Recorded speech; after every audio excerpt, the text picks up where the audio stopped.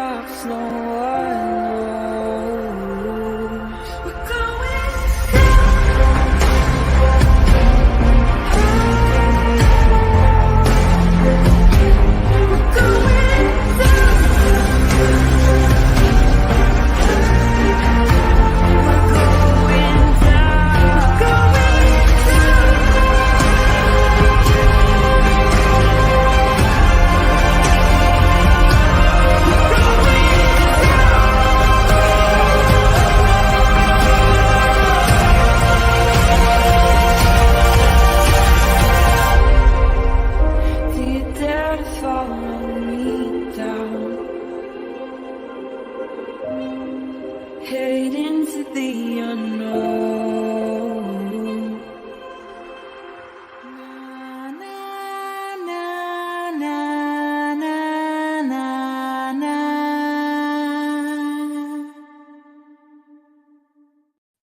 Good morning, good afternoon, good evening. Happy Tuesday, everybody. Welcome back to Criminality, or if it's your first time here, welcome to Criminality. Hi, I feel like it's been so long, but yet we were just here for 8.5 hours yesterday. But it's been so long since we talked about Delphi. So, today is, today's going to be more Delphi today. And there was a new document that dropped yesterday. There was also a couple things kind of going around the internet. So we want to address some of that, and then we're going to talk about the expert fund and see where that is at. So welcome everybody in, and it's good to see you guys. Let me say hi to everybody, and then we can get started. So happy you're live. I have a ton of yard work to do, so going to be listening. Well, I'm glad that I can help you through that. Hi, P-Fox. I still haven't slept since yesterday's live. I barely did. I barely slept, and I'm tired, and like I'm like, look at my eyes. I'm like, oh. Like I have a Morrissey eyebrow. Like one's really up. Anybody who was in the live yesterday knows what I'm talking about. Hi, Grandma 6. Thank you for your coverage ability to see both sides. This makes me so sad. And you're very welcome. And honestly, it's because I see both sides. So I think it's just how it's doing. Dietz must be sleeping after 2:30. No, I talked to her this morning. She was over in the Glares live watching the voir dire for Karen Reed's trial. The eyebrow. I don't think I can do the eyebrow. I caught up on a little sleep, but not enough. Hi, AH. Hi, Carla. Hi, Teresa. Hi, Gretel. Hi, Jamal. Sweet dude. Delphi me, T. Delphi me. Hi, Leah Lou. Hi, Amy K. Woo woo. Tea in the afternoon. I'll be working and lurking. Working and lurking. See you work it. Well, let me work it. Put the thing down, flip it, and reverse it. Hi, Princess Buttercup. My workday just got a lot better with this live. I can make it. I'm helping with housework. I'm over here. I'm at people's work. See, look at me, just making a difference. Making a difference out there on the YouTube streets. Hi, Ariel. Hi, Kaleidohope. It's a free ball hangout. Snappy Dragon. Hi, Caitlin. ATS. Hi, honey. You made it through. Did you hang for the whole 8.5 hours, or were you in and out yesterday? Nobody's perfect. Nobody's perfect. You have the day off of work. Oh, see, look at that. Hey, Just Deb and Lady Claymore. Welcome from Scotland. Let's see who's up here. Let's go down here. I was at the whole. Yeah, I was there all 8 bedbound. Aww. Hey, Bridget.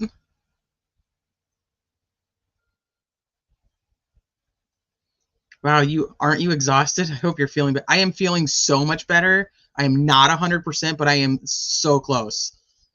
Let me find some wood. I'm going to knock on some wood because... Hi, Sleuths. Hi, Peppermint Tea. Hi, Brendola. That I'm here. I can't keep up with all the Delphi content this week. I have not been keeping up with all the Delphi content this week. I'll tell you that. Just the documents.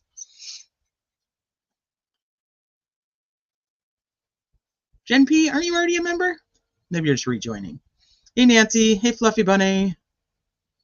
CJ did a 24-hour live, raised a lot toward the fund. Yes, I did. I hopped on his panel, and I think he's planning on doing another one, not 24 hours, according to him. but we'll see. And he's going to be doing another live, I think Friday, to try to raise some more. Hi, Scott. Nancy, I don't know if I said hi to you. Hi, Nance. Artsy fartsy. It's been an exhausting few days. Hey, Susie Q. A reminder photo of Holman. I need to see what the potty mouth interrogator looks like. So he is on the thumbnail. And here, I will bring up a picture of him for you, too.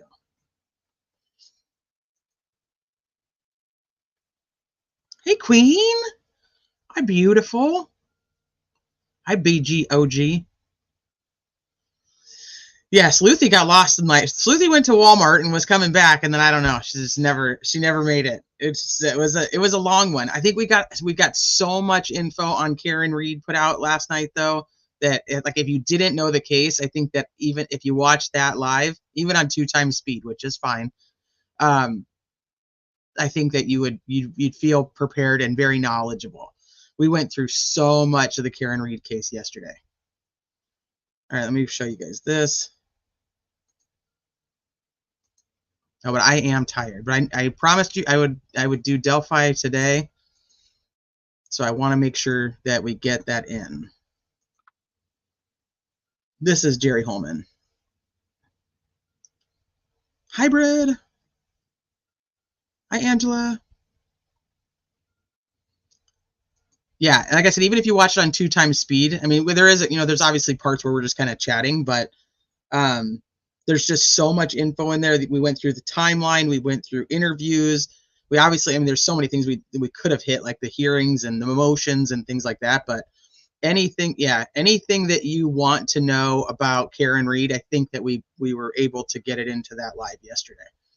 That was a Karen Reed weekend seminar. It really was. Hi, Ramblin'. You finished it this morning.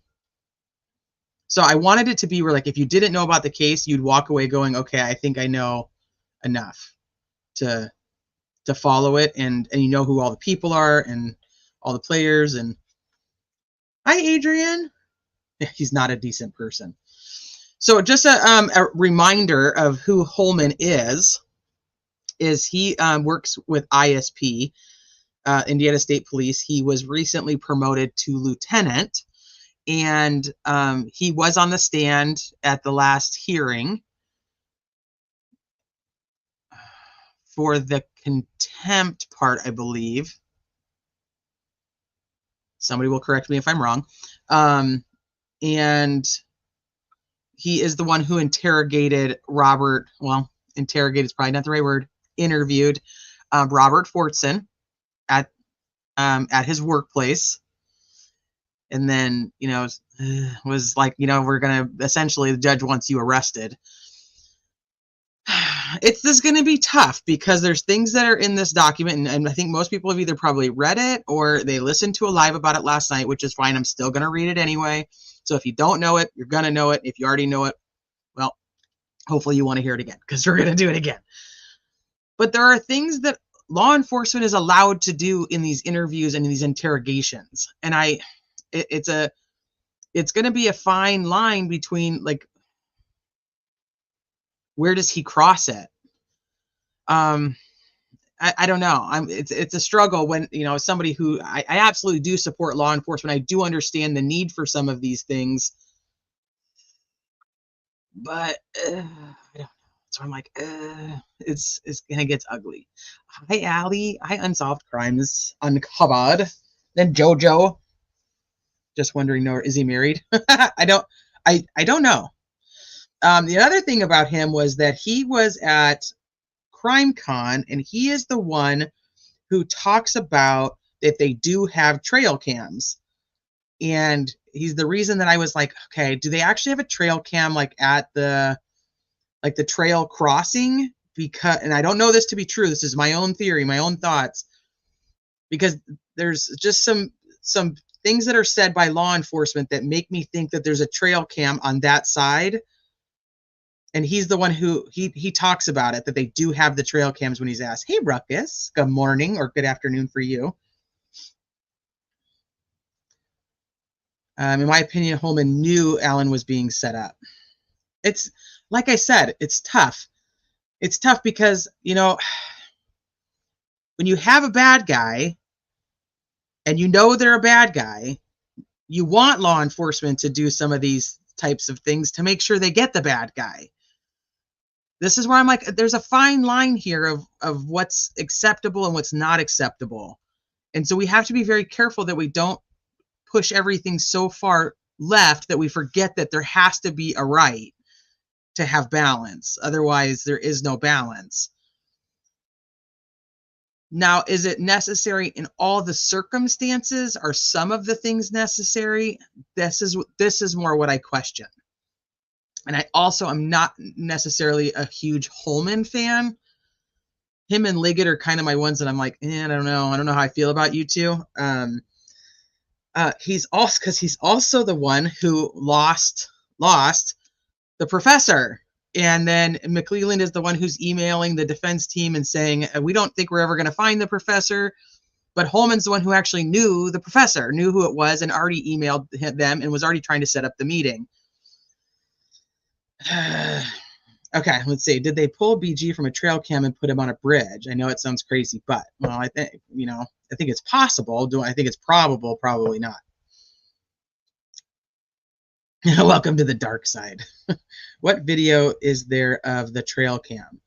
The one where he talks about the trail cam? I can play it for you if you want. We did find it, so I didn't have to like dig around for it. It's on Hoosier Cold Cases channel, and I can play it really quick, where he talks about that there is the trail cam.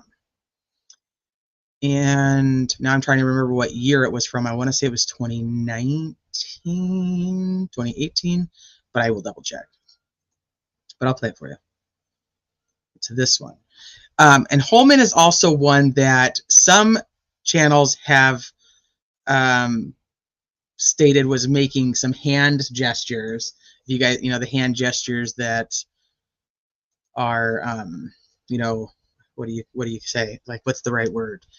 Cryptic, cult-ish. Cult's not the right word. That kind of lean towards the whole Mason side of things. Okay, hopefully I shared sound. If you cannot hear it, let me know. Well, and I got like stuff in the way of my mouse, and it's like not going to work. You mentioned earlier. In this day and age, there were cameras everywhere. I know this was in the woods, but were there entrances? Can you hear it? You guys can't hear it? Out anywhere where you could see? Now you can hear it. Okay. Of the woods. Sergeant, how about surveillance? There wasn't necessarily surveillance videos on the trails, but we did get some from local businesses, and I know that was rural, and also trail cams. I don't know, deer hunters. In this day and age, there were cameras everywhere. I'm gonna play it. Let it play again. In the woods, but were there entrances? Did it come out anywhere where you could see the people during that day that went in and out of the woods? Sergeant, how about surveillance? There wasn't necessarily surveillance videos on the trails, but we did get some from local businesses, and I know that was rural, and also trail cams. I don't know, deer hunters. In this day and age. So there. So it just makes me think of, because there's photos of the south side of the bridge where we do see trail cams.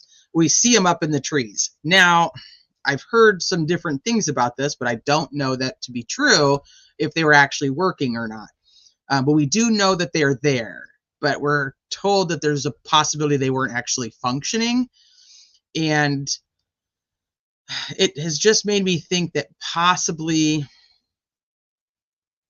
some of the wording in some of the documents just makes me think there's a possibility that there's a trail cam down, the 501 and the 505 cross right there, and that there's a trail cam down that way, like where maybe they do have the girls on that trail cam and maybe they do have him on the trail cam. It just would not be like a direct, front picture. I'm not sure. That's my own theory. So take that for what you want. It's just like I said, based on some of the things that are said in the documents, that I think there might be something else there. Hi, the Rockaways. Holman likes to use his belly as a deadly weapon. It's so silly. Hi, Tammy. Holman also doesn't know the amendments True. True. That's another friendly reminder. He doesn't know which one gives him the right to an attorney. And apparently doesn't know people need to be Mirandized. Oh, and when they say, I'm done, you're not supposed to keep going. Right. Well, once they ask for an attorney. I would like to hear the end of that sentence. The cut is odd. It's because it's a short. You can only do 60 seconds. But you can go listen to the entire Crime Con is online. I can try to find the link for it if you want, and then you can listen to the entire thing. Hey, four pitbulls. There's a bunch of controversy about fish and game using trail cams, not on public land. Maybe let me look. I think there were some court cases. Interesting.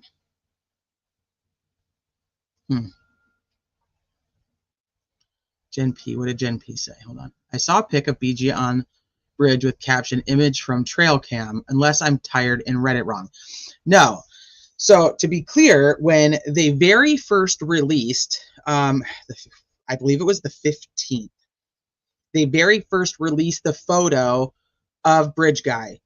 They did not tell anybody where the photo came from. So the public did not know that Libby had recorded or taken photos. None of that was known yet. So we didn't know that there was a recording. There was just these still photos. And so I do not know if the media chose to think it was from trail cams because that was like the most obvious. And so it started to go into articles right away that these were coming from trail cams. Now, is it possible that there are photos from a trail cam? Obviously it is. That's possible. But I also think it's very possible because they did not tell anybody about Libby's phone yet. So I think that you have to just kind of know that the media could have easily just assumed it was a trail cam. Just Deb, you have to be on one side or the other. Why can't I be in the middle till I learn all the facts? Well, you sure as hell can. That's what we do here. We sit on the fence and get people pissed off at us for it. Hi, Allie Blue. North Wales. What? Oh, thank you. After 24 of the defense claims proven wrong, this claim too seemed like something RA would snack on. I don't know what that means. Which part? Which would be something that RA would snack on? I don't know what that means. You're going to have to break that down for me like I'm 5. But if those trail cams were of evidentiary value or show Allen and not a man, it wouldn't have taken 6 years for an arrest. Right, which is why I'm saying I don't think there's like a clear shot of the face or who it is. Also, there's the back and forth on when he was walking the trails at the beginning that he did have the face covering, and then that it's taken, some people think it's like that he has pulled it down by the time he's getting closer to the girls. But that's all speculation because that fucking video is a nightmare.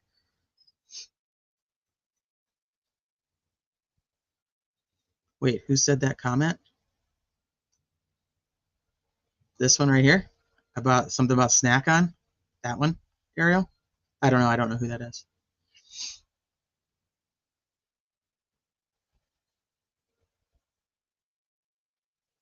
Do we know where I Have Apophis got the walking backwards video? Well, he's not walking back. Where Mike Patty's walking. That one? Yeah, that's when they were on the Dr. Phil show. 24 things that the defense has said is wrong. What are those? Yeah, I don't know. Wonder if prosecution will ever produce the video in its entirety, or will it be mysteriously lost? Well, that was one of the things that they wanted, the defense wanted an expert for, was because they said they had just gotten access to like the information from Libby's phone before they were kicked off the case. So yeah, they had the ones that had been released publicly, but they didn't have the access to all the raw data. Docs from yesterday, plus just kind of talking about some of the new stuff. There's been some speculation that there was some subpoenas that were sent out. I don't know if you guys have heard that rumor yet.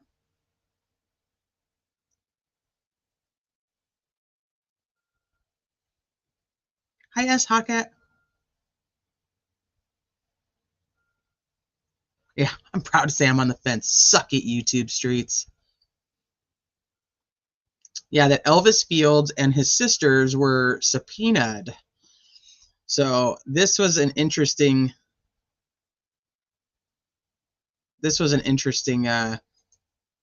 story. Sluice, can you block that person? They don't know how to be Elsa and let it go that we're going to talk about the case, whether they want us to or not. Let it go, let it go, let it go. So this was posted in a Facebook group earlier. Hi, who dis? Holder is basically bragging about giving depositions to the defense. Oh, seriously? Where at? On his new Facebook?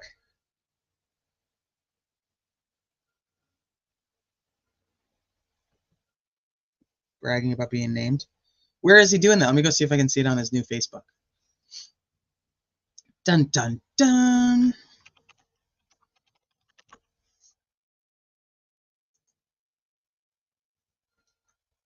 I don't see it on this one.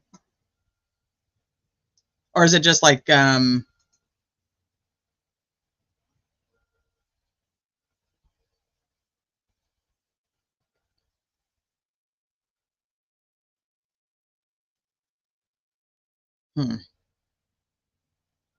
don't see it there either. Let me know where he's bragging about it. Maybe it's just like two people. But so these subpoenas are not for trial. I just want to make that clear. This subpoena is to be deposed by the defense. And so the one that was posted on Facebook is for Joyce Moffett, which is Elvis Fields' sister. We're hearing that Elvis Fields and both of his sisters have been subpoenaed to be deposed. A few friends have spoken with him in person. See, okay, gotcha. T ain't getting no sleep, I know. Hi, all eyes on Delphi. It's official for me. They have zero evidence, which is why they keep going back to that embarrassing bullet. I swear if there are no resignations after Ari is acquitted, then the entire state is corrupt. Oh, they just like to keep giving promotions, so it is what it is. I can't. So he's just out there bragging that he got subpoenaed and to be deposed by the defense. Why does that? That just doesn't surprise me. He likes the attention of being a suspect. Well, yeah, that's why he's like, puts the hats on and he's like, does this one bother you? Does this one bother you?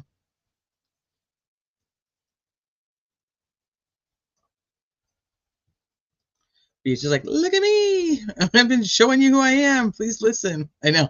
People are like, no, we're not going to listen to you. The promotion is complete BS. It's freaking weird. And the timing of it, like, come on. So anyway, so I just wanted to show that this is being posted. This supposedly kind of started because, you know, like people talk, and so one of the neighbors was talking to them, so on and so forth, and that's kind of how it got out. And but now here's the picture of it, and like I said, this is his sister, and she is set to be deposed in a few days by the defense. So just wanted to let you guys see that. All right, let me see what else we got. And Ursa agrees. Okay. Oh, let's talk about this for a second. Let me refresh it. Just make sure I have the top, the dollars, dollar bills, y'all. So $39,900 out of the $45,000 goal has been achieved. I know that CJ did like 24 hours and raised almost $7,000 in like 24 hours on one of his streams. So I think that he's planning on doing a shorter version. That's so just a FYI. So YouTube does not like 24-hour streams. They don't want you to go there. They don't want to upload it. So they'll end up cutting it. They'll cut it for you. So he lost like the second half of his 24-hour stream. So I had told him yesterday to check and see if StreamYard had it, but he only had, so like I have 100 hours on StreamYard and he has 10. So it didn't store the last 14 hours of his live. So by law, you have to take breaks. Yes. And so YouTube is like, nope, I'm sorry, CJ. You needed to take a break and it's mandated. And so that's how it's going to be. Hi, Mandy. The rabbit hole is coming to an answer. The motivational connections are starting to surface. Yeah. Ursa only barks at JH. Very perceptive dog. Hi, Johnny. Why is my mouse being so weird today?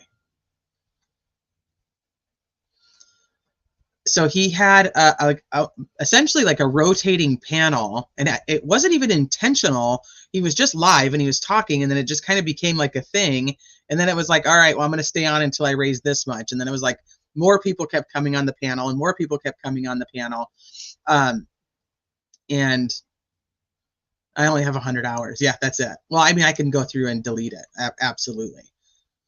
Hi, Kathy. Hi, Simone. We're literally watching how to create a wrongful conviction or lose the right guy in appeals. Right. One or the other. We're watching the making of a really bad shit. How to not give a shit about people's constitutional rights is, I think, what we're doing. Hi, CW. I'm late, but managed to make one of your lives. You normally go live when I'm going to bed. I did an early one today because I wanted to do it yesterday, but obviously was not able to when we did 8.5 hours on Karen Reed. So, hi, malicious intent. Making of a Delphi murderer. Yeah, or if he is, like, here's the thing, because I'm not convinced he's not the right guy. But if he is the right guy, how much can you screw up to make sure that you don't get a conviction? I don't know. It's just frustrating. So anyway, so now we the defense fund is at $39,900, and of the $45,000 goal, I do believe he is going to do something else where it's more streamlined and have, like, you know, a rotating panel kind of like that to try to raise the last 5,000. Hi, MB. Hi, Jackie. That sounds seductive. Team fence sitter. I know that's what we are over here. Okay, so we're gonna read through the document that came out yesterday. There was, let me actually pull this up too. There was some exchanging of discovery items, some, you know, other things that were filed yesterday too, or this morning, like the butt crack of dawn.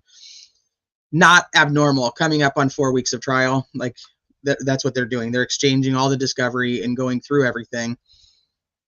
There was something in one of them that said that the prosecutor had just turned over evidence that they are discovery items that they had just received. Now, we don't know what that is. We don't know if that's an old thing or a newer thing. Like, did they just get access to something? Did they find old interviews? You know, we don't know what that is. It could have been something that somebody had just called them and told them about. You know what I mean? Like, we don't know. We don't know if they were keeping something, you know, close to the vest, and now they're getting closer to trial where they have to give it up. Or so don't read too much into it, but kind of keep your ear open about it. That is not what I wanted. I just want to pull this up in case, because obviously it's Tuesday and we're doing an early live, so who knows what else might come today. But they do like to drop them later in the afternoon. But let me just see.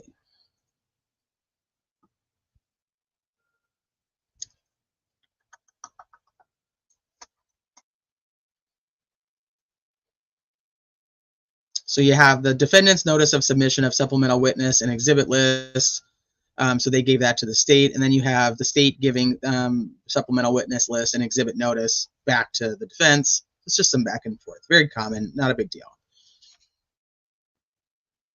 Oh, and that's another thing. The other day there was more letters written to the judge. They were stupid, and I'm not even gonna. That's about the most acknowledgement they're gonna get from me.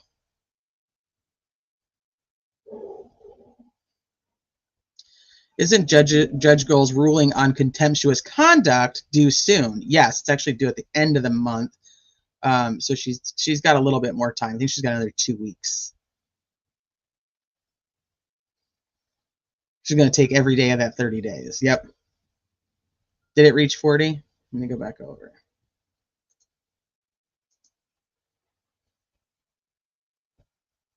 There you go. It has. It's officially reached 40,000. So 5,000 more to go. Could it be something from the medical stuff? Since it's the prosecutor giving it to the defense, I doubt it. But I don't know. I mean, like I said, right now they're getting their experts in order. They're handing over exhibits, which is a lot to do with what the experts are having. You know, what the experts are presenting to them. You know, they have to, you know, give them like certain documents, and then they, you know, have to pass them back and forth. I don't know. It's very common, so I don't want to read too much into it. I don't want to be like, oh my God, this is such a huge deal that they gave them this stuff. Now, could it be something important? Maybe. But chances are it's just stuff. I'm trying to sit on this fence, but it's hard when it feels like it's made out of special sticks. Do you think he would like to help raise money for another case? Who? Which one? CJ? I think that CJ would. I do. Like even if we don't agree on all the things, I think that he would. One of the cases Bob was talking about last night about Miranda rights, the Diego case, I was a juror on. Rosie was the defense attorney. No way, really? Hats off to CJ, 25 hours and raised 7K. That's impressive, like him or not. Agreed. Absolutely. Hi, Salty C. Sorry, I mean, I was looking at a different screen. I missed all this stuff in here.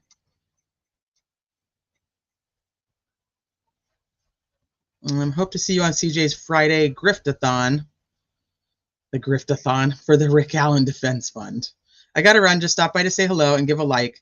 I think you're great, T. Later. Thank you, Ruckus. I really do appreciate you. You're not live today. I think you're live tomorrow.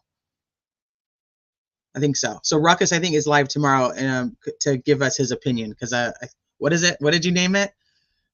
Everybody has the right to my opinion. I love that, by the way. So I'll try to see you tomorrow, Ruckus. How can you not like CJ? Well, because he has his things that people, you know, that some people's lines are different. And this is like one of the things I was talking with Dietz about, and we talk about like we talk about on Dietz on the Streets panel a lot, is like there's everybody's line in true crime is different. And so CJ, you know, he passes some people's lines. He knows he does. So, and he's okay with it. And so it's like either people are like okay with the line, or people are like, okay, that's too far for me. So,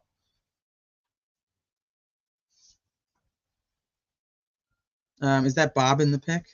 No, that's Rick Allen. I got my reasons. The trial took 4 days, I think, but took us more than a day to deliberate. Found him guilty on 2 of the 3 charges. So I haven't watched any Delphi streams on this document. Because like I said, I was live for 8.5 hours going over Karen Reed. So I don't know what anybody has said about the document. So when you're talking about Bob saying about the Miranda rights for that case, I'll have to go back and listen, because I'll just listen to Bob anyway. But did that person not have their Miranda rights read to them in one interview? I don't know the circumstances.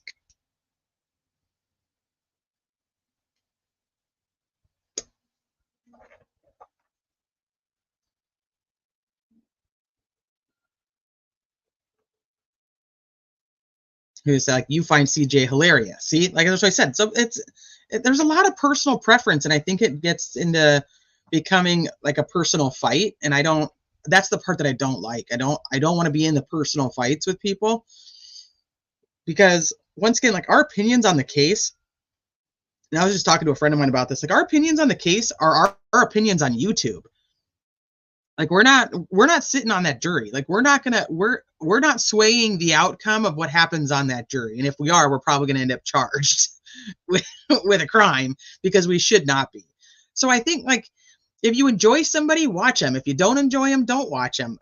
Ultimately, at the end, like, this case is going to be over, and none of our opinions on YouTube are going to matter. That's how I feel about it. So whether you think he's absolutely the right guy, I mean, if that's the hill you want to die on, have fun. I'm not going to fight with you about it. That's just ridiculous. All right. and vice versa. If you think he's absolutely innocent and you want to, that's the hill you want to die on, have at it. I ain't mad at you.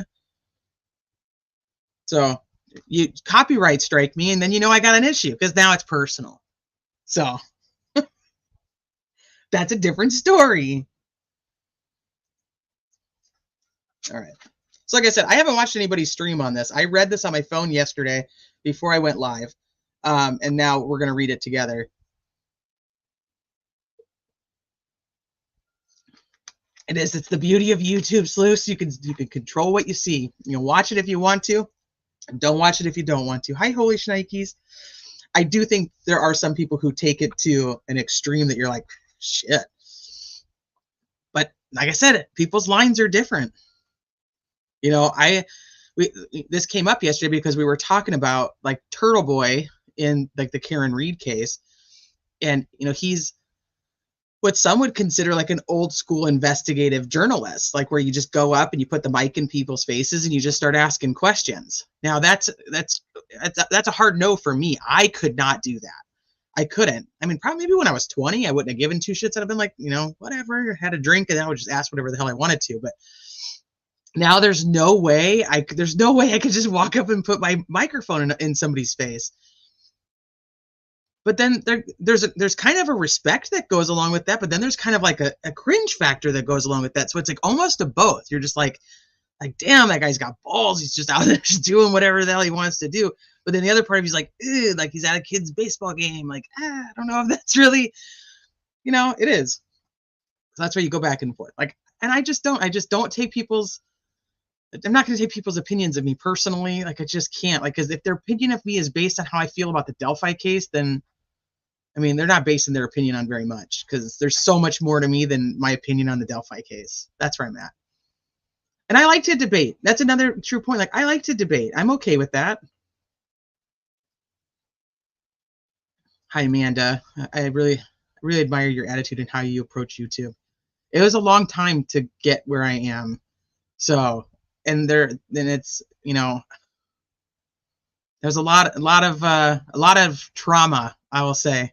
A lot of drama and a lot of trauma to make me realize like some things just aren't worth it. And I always say, like, you could go back and you'd find me fighting with people over the Chris Watts case, calling people names. They're calling me names. We're blocking each other. I'm blocked from these groups. I did it. So I think that like everybody has to also kind of learn their own path. And it's just, what I did, I just learned it's not for me. I don't care. I don't care enough about other people's opinions to put that type of fight into it and stress myself out. It's just so not worth it. CJ wears undies on his head. He's obviously up to something. He is. He absolutely is. I need to check his next live out. Even Greeno called him out today when he called into his show. Oh, wait. Greeno called into CJ's show? I'm telling you, I don't know. I don't even know what's going on. I know. You've been here with me, Sleuths. And Queen, if she's still here, she has too. ATS knows what I'm talking about. Hi, Kit Kat.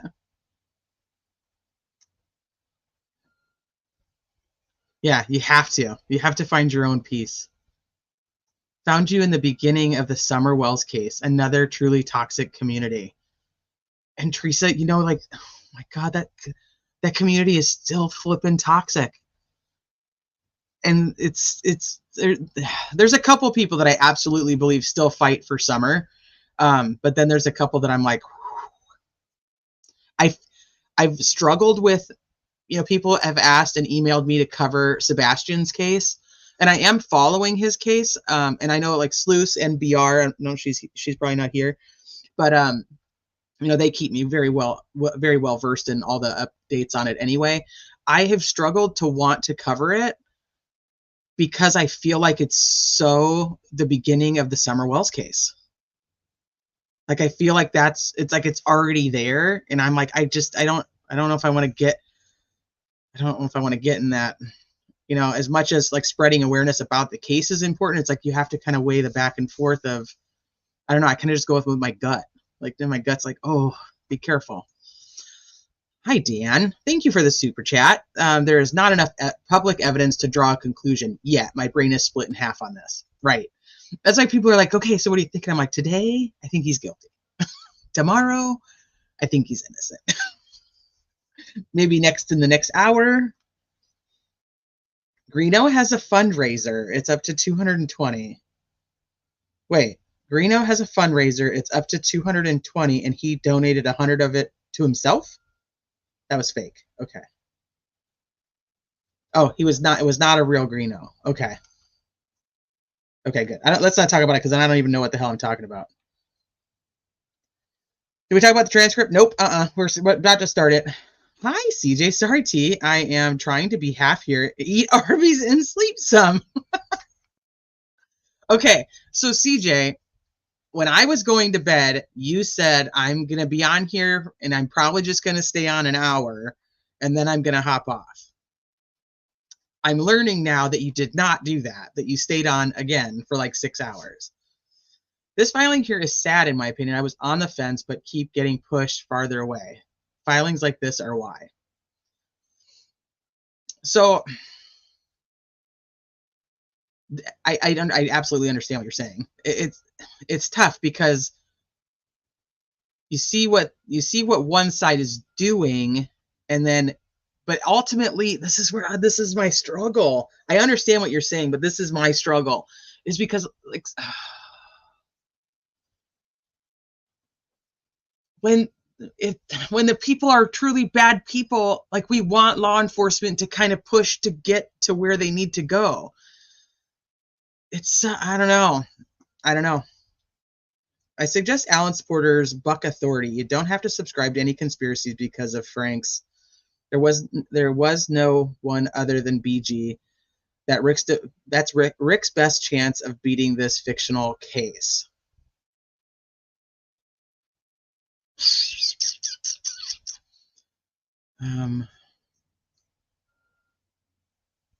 There was no one other than BG. But they think that there possibly was. So I think I'm confused on your comment because I feel like it's both sides. Like that's like a fence-sitting comment to me, or maybe I'm just tired. You do not go off the rails too much. You need more sleep in your life. Because I can tell you right now, like I'm tired. I did 8.5 hours yesterday and I'm tired. And so I can tell my brain is just like shit, and I'm gonna probably go off the rails. When your position is weak, you try to intimidate and look stronger than you are. See that, and then you have that. I know.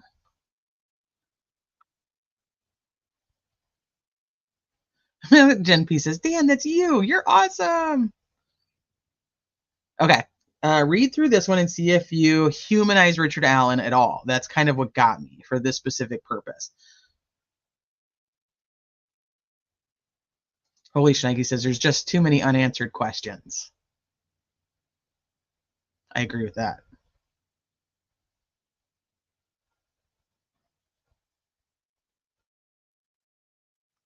Doing the 5 a.m. lives and you're here for it.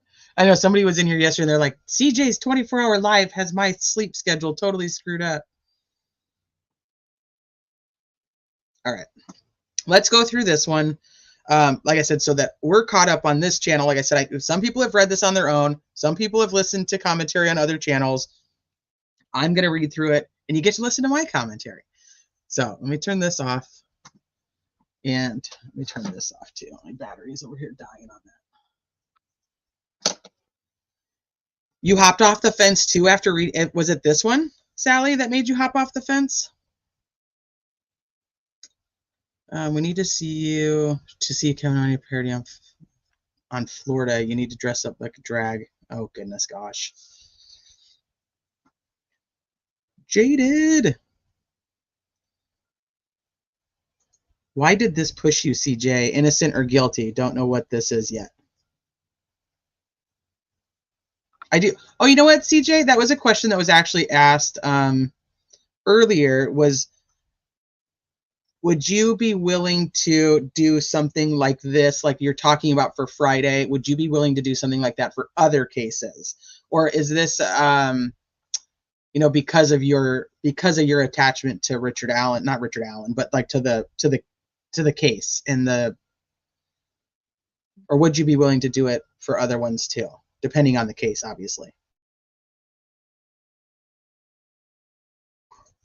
Michael Osbrook is an extremely intelligent man. And I didn't know. I was trying to get like CJ's attention, but it was so hard because he was so tired when I finally went on his panel. But I wasn't sure he knew exactly who Michael Osbrook was. So I was like, shit, like how do I tell him? How do I tell him who he is? But he's an extremely intelligent man. Having like Travis, Bob Motta, and Michael Osbrook on, I mean, that's a fucking trifecta of so much knowledge and intelligence. That's crazy. Yeah, he's no small potatoes. Not at all. He is an extremely intelligent human being.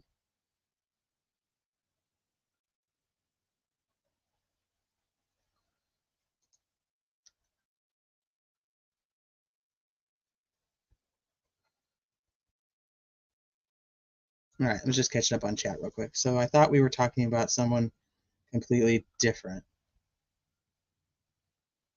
Where did that go? There it is. Oh, like a different CJ.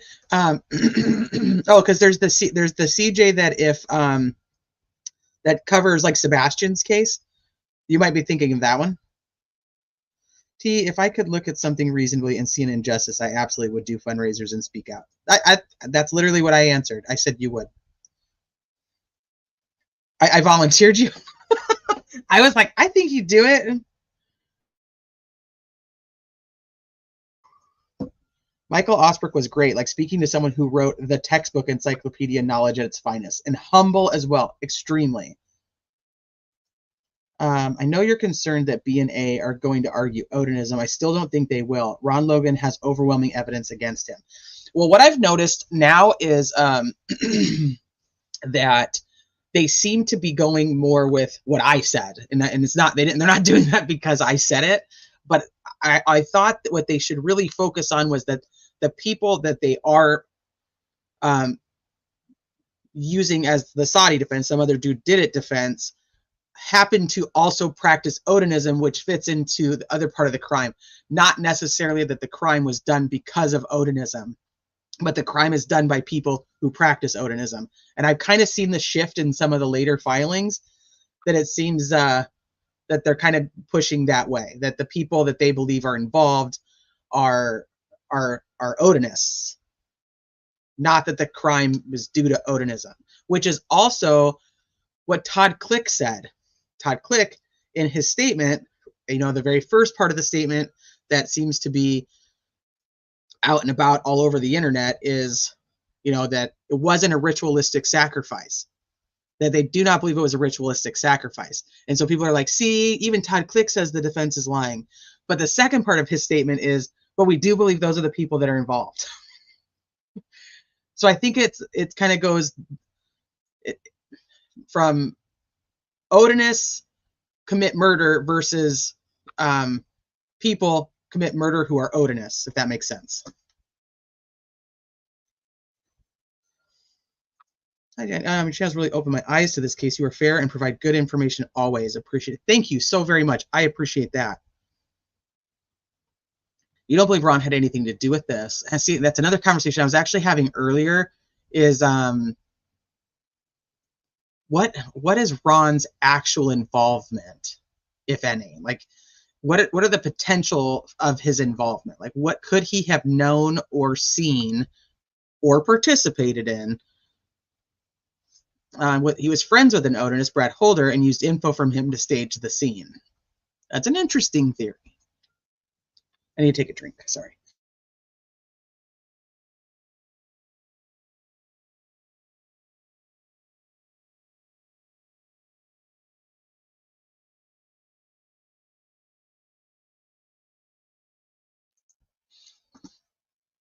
Okay, so yesterday the defense files a motion to suppress the accused's second statement.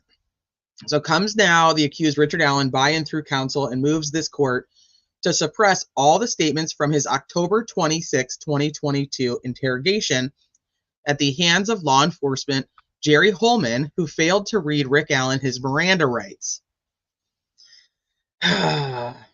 While yelling and swearing at Rick Allen, lying to Rick Allen, and attempting to intimidate Rick Allen behind a closed door in a tiny interrogation room at the Lafayette police post. Additionally, a key portion of the videotaped interrogation provided to the defense is missing. The missing portion of the video, is the beginning of the interrogation when Miranda should have been read. Hi, Veronica. This motion does not contain the info that led to arrest, only bits and pieces. I wish we had a full video transcript. I think we will. I think that we will. When Bob and Allie were talking about the merits of this latest defense filing, they were questioning if it was more to get the info out, since Goal will likely shoot it down, or not read it at all. So ironically, there's another conversation I was just having so we're 4 weeks from trial. How many people here follow? Okay, if you're like an avid trial follower, put a 1 in the chat. If you don't really follow trials and you're just more into like just the Delphi case, because that seems to be the case. Like some people are just, they got sucked into this one case. So if you don't follow a lot of trials, put a 2. So if you're an avid trial watcher, put a 1.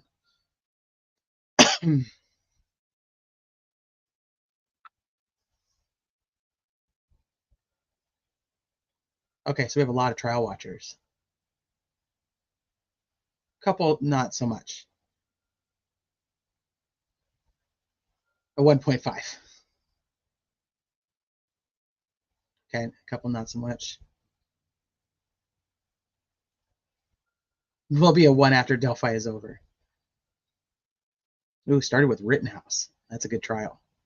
Bad judge, good trial. Started with OJ. That's me. Yeah, we have a lot of trial watchers. I like it. Okay, so for you guys who watch a lot of trials, we're 4 weeks from trial. How many hearings do you think that we should be having right now? How many hearings do you think should be on the books? Do you think we should have any hearings on the books before the trial?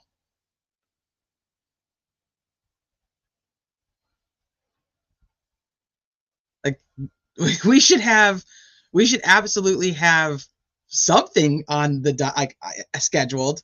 I don't know why we have none. We have nothing scheduled. We should be having a hearing maybe every week, a couple times a week. I mean, we should be having hearings. There should be information flowing. They should be in there arguing what they're going to be doing. They should be there should be some pre-trial conferences happening right now. We don't even have one scheduled. So, like, that's weird as shit to me. So my opinion, and that's all it is my opinion, is what we're seeing is the defense creating a record of what they would be doing if they were actually having these hearings. So if they were able to go in and argue like, hey, this is it, like this is what we would be arguing in front of a judge. We would be talking about these things. Yes, they still need to put it in the motion, but we don't have any hearings. There's nothing scheduled. 4 weeks out from trial, and we've got nothing scheduled. That is like crazy to me. You know, and that's the other thing is like the trial itself is only scheduled for a couple of weeks. You know, we got a couple days of jury selection, then she's going to swear in the jury, and then she's going to have opening statements. And then we got a 2-week trial. The Karen Reed trial, they scheduled it for 7. They think it'll take 6, so she put it on the schedule for 7. They're having a hearing every single week. Koberger, who isn't even technically scheduled yet, but they're planning out to 2025 currently. And he's like, we'll come in here every Thursday and have a hearing if we need to. We're over here in Delphi like, what the fuck? What are we even, what's getting in? What's not getting in? What are we doing? Where's everything at? Is this a sign that we might not go to trial in 4 weeks? I don't know. They're trying to get hearings, so they're putting all of this in here and putting it on the record because this is the only way to do it. That's my opinion. And why we're seeing, I mean, not that we wouldn't be seeing a bunch of motions anyway, we would, but I think that you're seeing a lot more details because they have, otherwise, if they request a hearing and it gets denied, now it's not, there's nothing on the record. So, like I said, that's my opinion. Take it, leave it. She can't control how long it takes the jury to deliberate, and she has not even prepared for it to be longer than a day for the jury. She thinks they're coming back quick. It's like they already know. They already know that it's like 2 weeks, 2 weeks of testimony, a day for jury deliberation, and we're done. They're out. Everything's done.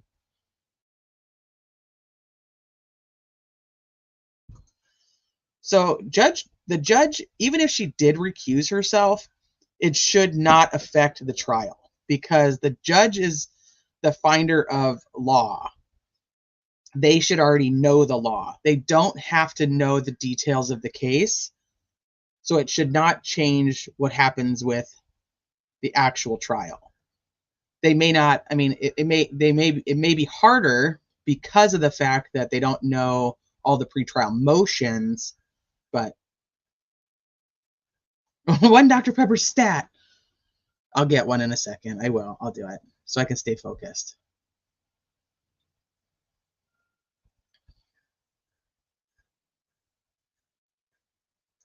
It was a good stream too, Jenny. All right, I got to stay focused. Okay, let me get back over here. So, we know that on October 13th is when they went to the house. They searched it. No more missing video in the case. Yeah, just a little bit. Just the beginning portion with the Miranda rights deeds. That's it. That's all we're missing. No biggie. No biggie. So October 13th, they do the search at the house. From what it's kind of looking like was that they went there and they were allowed to search, and then they got the search warrant later when they wanted to start searching other things. So I don't know if they were told to stop searching or if and then they went and got it, or if there was other things they wanted to dig further into. We'll probably find out more about that later. Then we know that they take him into the station, him and Kathy, and they're doing an interview of both of them. October 26th, when he comes back, this one's tough because this is when they keep him. They do not actually arrest him, but they're detaining him, which they have a couple days to do, and they're writing the probable cause affidavit for his arrest and getting Judge Diener to sign it, but he's not actually under arrest. So this is like a very, I mean, it's absolutely legal, so don't get me wrong. So, but he's kept on the 26th. So after this interview, quote unquote, interrogation of Richard Allen on October 26th, he does not get to go home, even though his official arrest date isn't actually for another 2 days. So in support of said motion, the accused states the following. The first interrogation, law enforcement officers, can you guys see this? Let me make sure it's big enough for you guys. Law enforcement officers requested Rick Allen to appear at the Delphi police station to answer questions. And on October 13th, 2022, Allen voluntarily went to the station and sat down with the police, thinking he was assisting them in solving the Delphi murder since he had been on the trails earlier on the day that the victims disappeared. Rick wanted to help out in any way he could, and that is clear in the video. This video was previously provided to the court on September 18th, 2023. The October 26th, 2017 interview, this is a typo. That's a typo. 2022 interview is being sent to the court overnight via certified mail for the court's review. They really need a proofreader.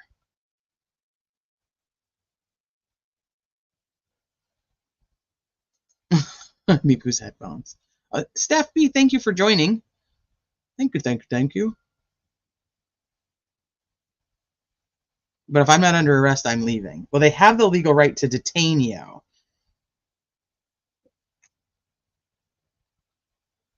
Hold on, Veronica said something here. Can I say, I appreciate how Ari said to leave his wife alone.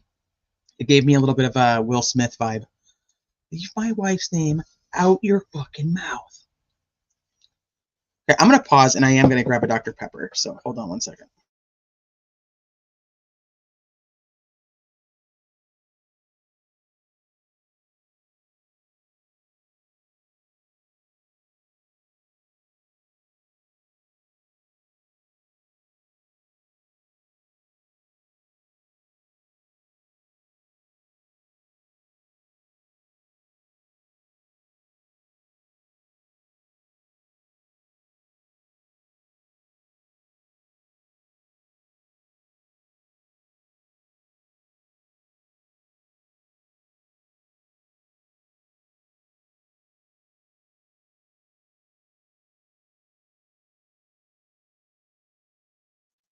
If we learn nothing from this case, it's always take a lawyer. That will always be my advice, no matter what. Don't talk to cops without a lawyer. Don't. Tell them you want a lawyer. I'm curious, is this the first Dr. Pepper? No, this will be my second one. My second Dr. Pepper since I've been sick, which is a week ago now. I got sick last Tuesday. Okay, so the two officers that interviewed Rick Allen on that day were Tony Liggett and Steve Mullen. Rick read his Miranda rights and signed an advisement of his rights form, which is normal protocol for law enforcement before an interrogation begins. And they do typically have them sign this form every time they bring them in. Yeah, they can hold you for 72 hours before they have to charge you. Some it's 48, some it's 72. So it's good to know that Indiana's 72. Is there something magical about it? You should try it. Try it and you'll never go back. Oh my gosh, Scott, that's so weird. So have I. The last week, all I've drank is 7-Up. I've gone through a ton of them. My husband's like, I think you have a problem. I'm like, I might, because I want some more 7-Up, but I don't have any now, so I got to go have a Dr. Pepper. Anyway, see, totally off track. Rick was read his Miranda rights and signed an advisement of his rights. Right, okay. For the first roughly 3/4 of the interview, it is apparent from the interview Rick believed he was assisting the police in their investigation and search for those that murdered the victim in the Delphi case. However, eventually when it became obvious that Liggett and Mullen were actually pointing the finger at Rick Allen as the killer, at one point in the interview, Rick said, I don't want to be somebody's fall guy, and we're going to try to make pieces of a puzzle fit somewhere. They don't fit, so we can close this thing. I'm not saying you guys. Please don't think I'm questioning your integrity. That's not what I'm saying. However, when the Liggett and Mullen amped up the intensity of their questioning, even positioning their bodies closer to Rick said the following: "It's over. I was perfectly fine. I was cooperating.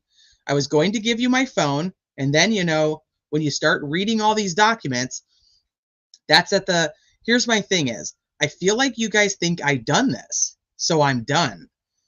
You do what you need to do. It's your job. I understand that, but you better fucking leave my reputation out of it. So you do what you need to do, and then, like I said, when you do find this guy, I'll expect the apology." Rick then described how police were trying to ruin his reputation by accusing him of the murders in public, even groping him as they patted him down in the street. Rick was expressing that the mere act of mentioning his name as a possible killer or patting him down on a public street as if he were a criminal would ruin his reputation, and it was greatly upsetting. Liggett and Mullen did read Rick Allen his Miranda rights before they began their interrogation, and additionally, Rick Allen was aware that he had freedom of movement as Rick ultimately stood up and walked out of the interrogation room. However, at the end of the interview that turned into an aggressive interrogation, Rick made it clear that he no longer wanted to talk to law enforcement. Within hours of the first interrogation, Liggett drafted an affidavit for a search warrant. Judge Diener then signed the warrant to search Rick's home and vehicle. On that day, Rick Allen's vehicle was also seized. The defense will not be seeking this first interrogation to be suppressed.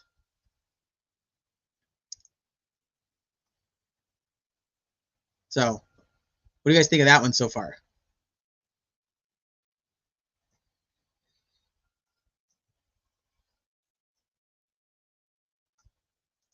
I saw RA a lot differently after reading this, much less guilty. I kept thinking that's what I'd say. That's what I'd say. Like, no, I'm here, I'm helping you guys. And now it looks like you're trying to point the finger at me like I did this, so you guys can fuck off. I'm leaving. Why didn't he just say lawyer right then and there? On the first one, it seems that once he said he was done, he bounced. He wasn't planning on sticking around. What guilty guy says, for real? I watch a lot of interrogation videos, and most guilty guys don't say that.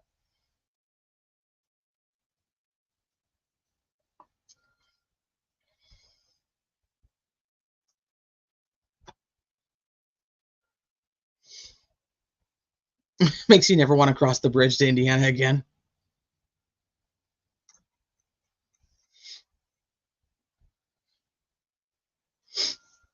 Where was he patted down? Probably when they put him in the car, because they transport him to the station. I think that's part of the index was the ride to the station. Do I still have that up? Let me see.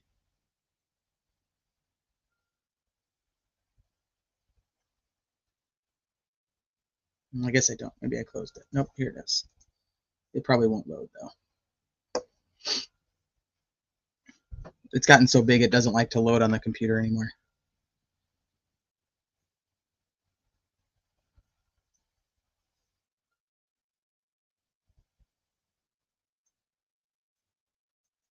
That's fine. We'll go back to it. Nope, here we go.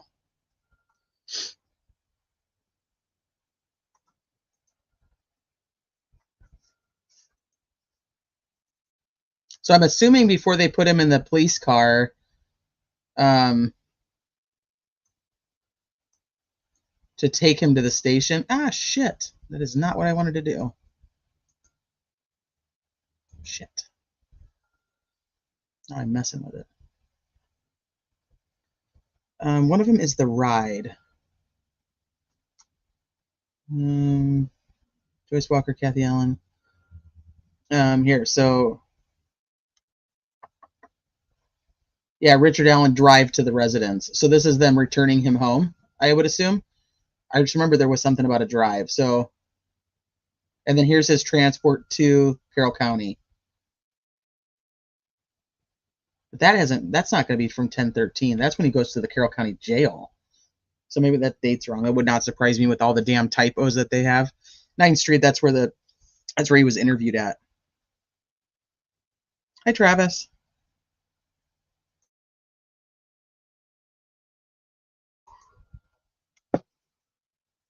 But I did remember they were talking about him on the drive. So they're driving him to his residence, and then there's supposedly a recording of that. So I'm assuming that they probably patted him down on his own street in his own neighborhood, and that's why he's like, dude, like now my neighbors all just saw you patting me down. Like you're fucking up my reputation.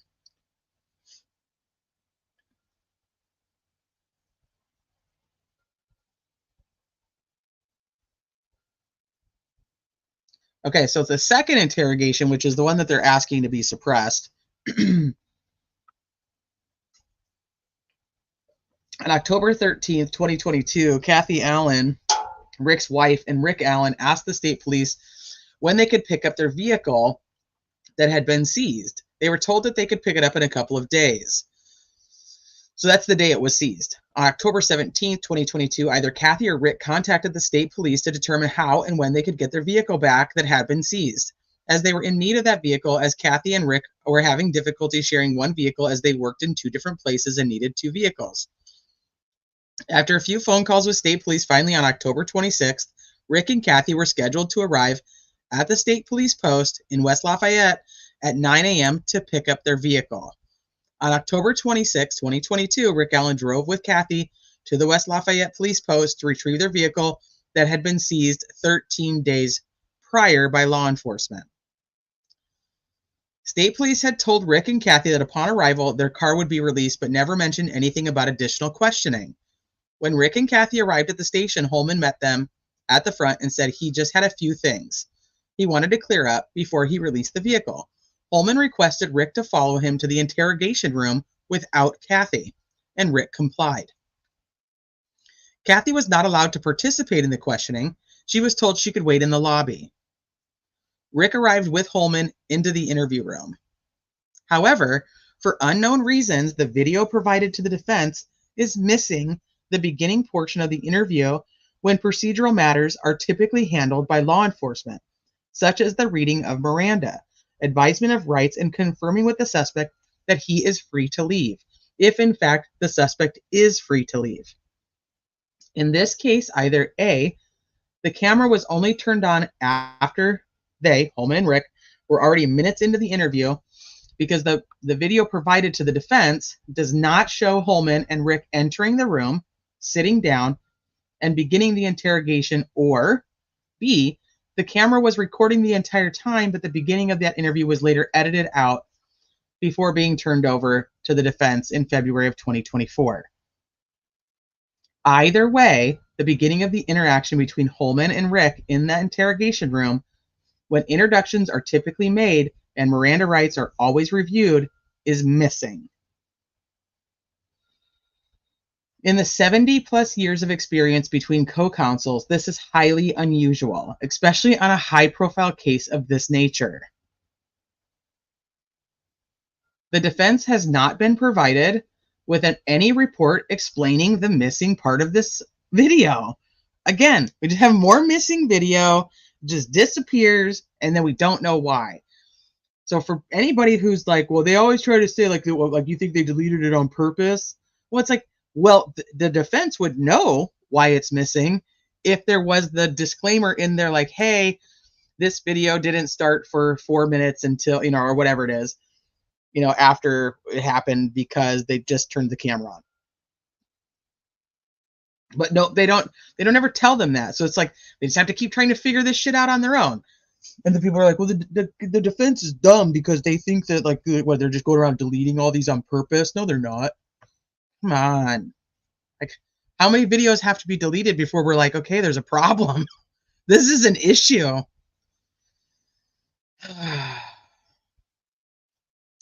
The other thing that would come to this is now we don't have video, but there's a paper. You hand them a paper. Here's your Miranda rights. Read them. Sign it. Makes it so, yeah, where's that at? Nobody's held accountable for these oopsies. They get promoted. We just promote the people with the oopsies.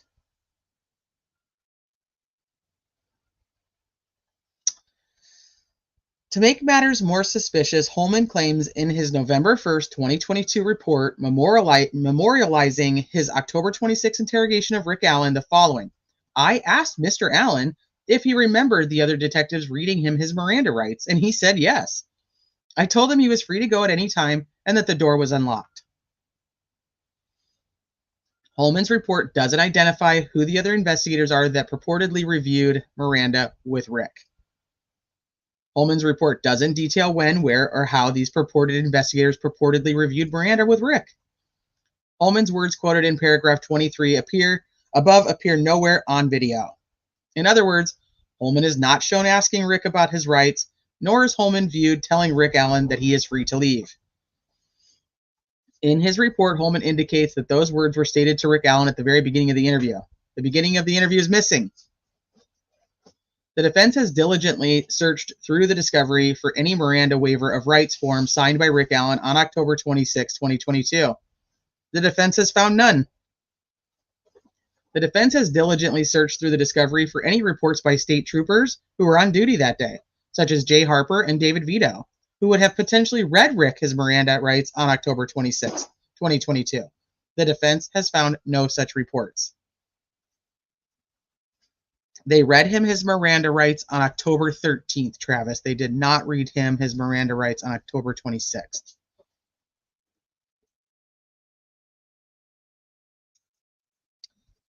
Justice Brad Holder's February 17, 2017 interview is missing, just as the mimicked crime scene found on Holder's social media page is missing and still has not been turned over to the defense, but the defense thankfully located it in Georgia. And just as Rick's original taped statement to Dan Doolin in front of the grocery store in February of 2017 is missing, the beginning portion of Holman's interview with Rick Allen is also missing.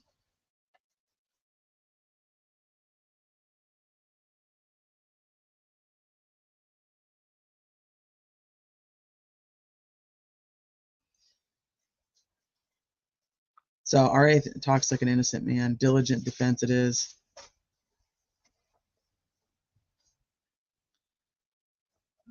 This is another lesson why you should never speak to police. Let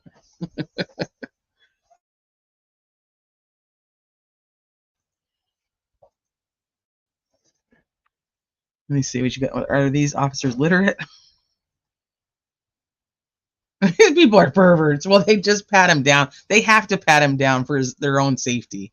He initially said he would hire independent private counsel. He realized he couldn't afford it. That's when he wrote the letter. What do you mean? Hold on. Rights ever read to him? If so, then those tell him about getting an attorney. But I think his Miranda rights are read to him in the first interview where they're saying that it was very clear that he thought he was there to help, help law enforcement try to figure out what he knew about that day, which is so weird. I wonder if he was like, they hadn't talked to me in 5.5 years. I wonder why now. So he was asking, he said he was going to hire his own attorney to begin with, once he was arrested. And then he changed it and wrote to the court and said, throw me at the mercy of the court.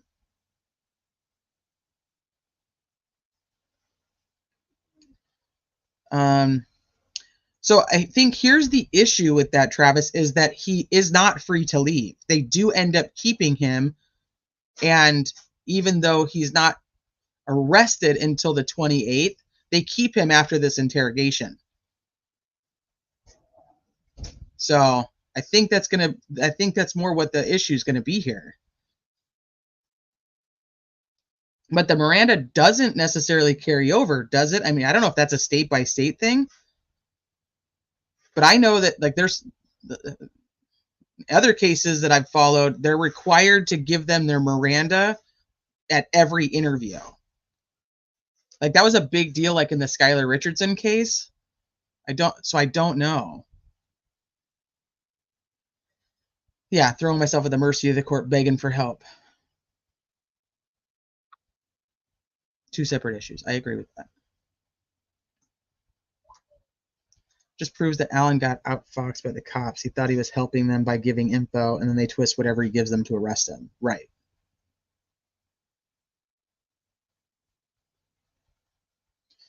Okay, it can carry over. Ali Mata read some case law from Indiana case law. Did she read? Like I said, I haven't watched their stream yet.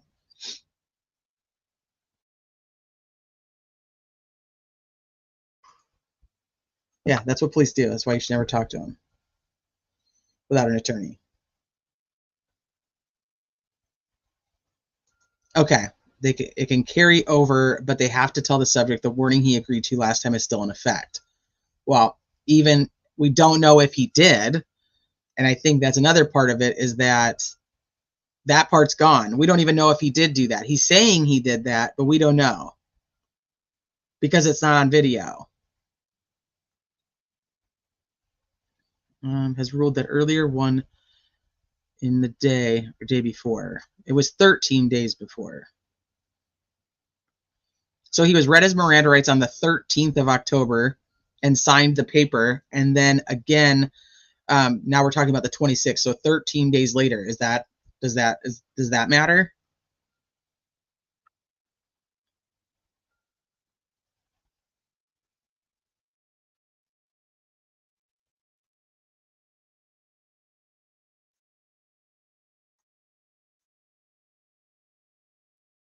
I'm not sure if it was any, but it was 12 days later, not 13. I'm curious about that.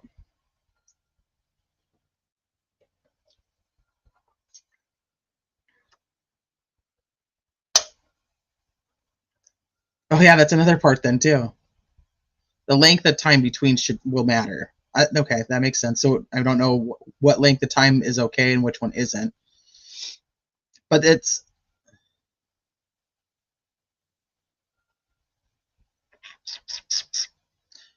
if this document is from the defense, don't think I trust it anyway. I think we should only trust the cops. No, you don't, Chris. You don't believe that. Do you really believe that? I don't know when they're caught lying. I don't know how we just blindly trust any of the people involved here. I would not do it. I wouldn't. It isn't black or white.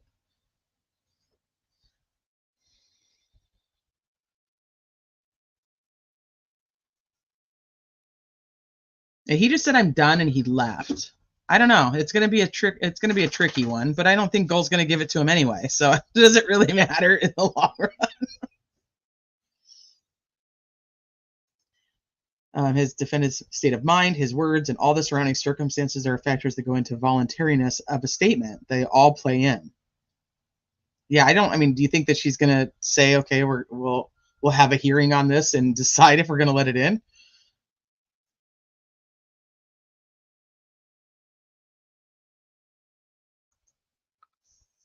All right.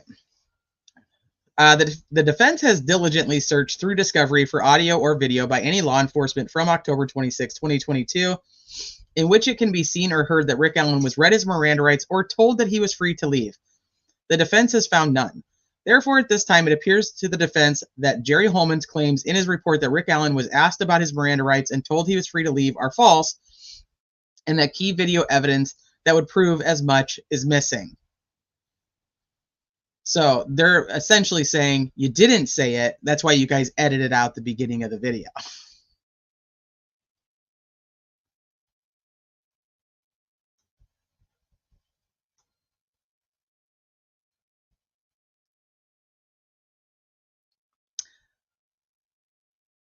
The following are true and accurate depictions of what occurred at Allen's October 26, 2022 interrogation as shown on the videotape of said interrogation that was not missing or deleted, but was actually provided to the defense.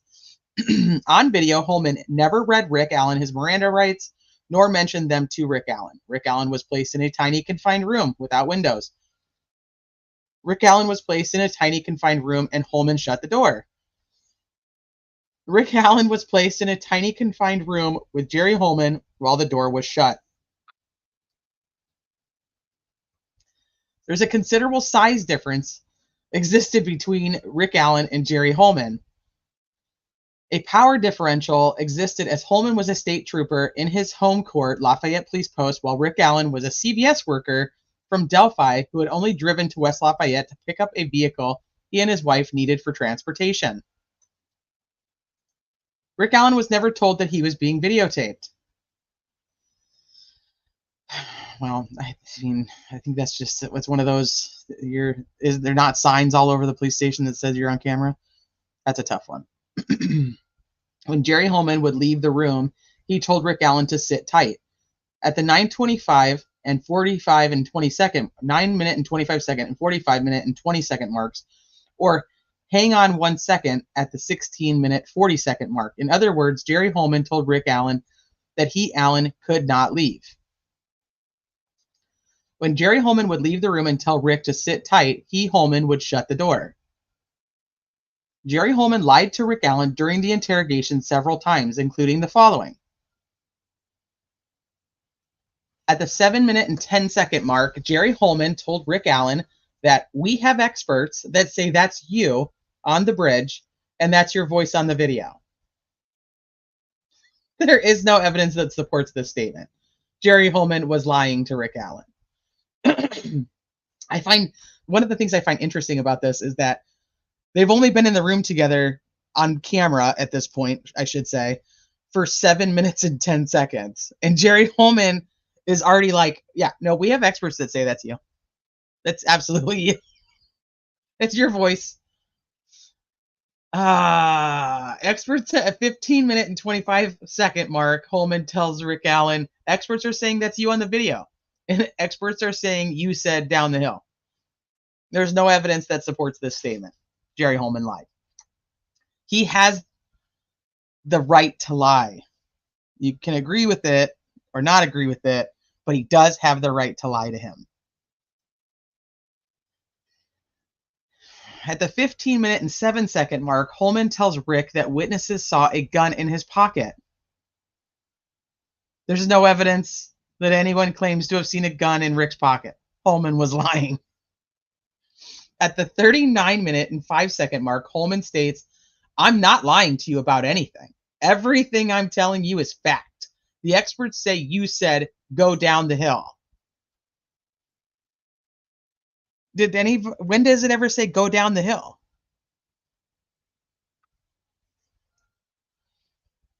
We don't hear it say go down the hill. So you see the chess happening here. Why the contempt hearing covered and what it did on Holman, his credibility and methods. If his methods scared a person into auto termination of life. Yes. And that's going to be, I think that'll be used. Yeah, there's no right. I mean, he has, it's not, it's, that's why I'm like, you can agree with it or not agree with it. He's allowed to. Hold on. Hi, Fiend.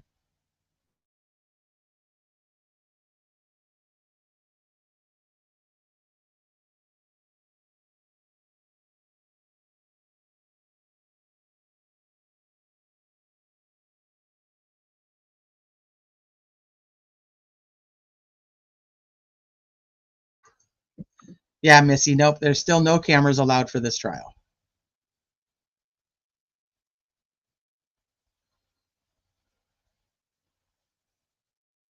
R.A. screwed himself. He knew Liggett and Mullins interrogated him. He should have sent Kathy to get the car or someone else. Yeah, I don't know if he thought like 13 days later, like he was good to go, or like they were going to figure it out. Like, oh, they'll figure it out, like that I'm not the person, so now I can get my car back.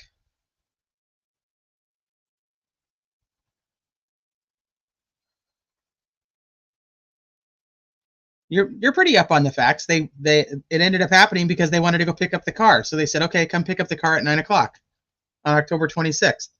And then they get there and Holman's like, hey, I just want to ask you a few questions before I release the car to you. Come on back.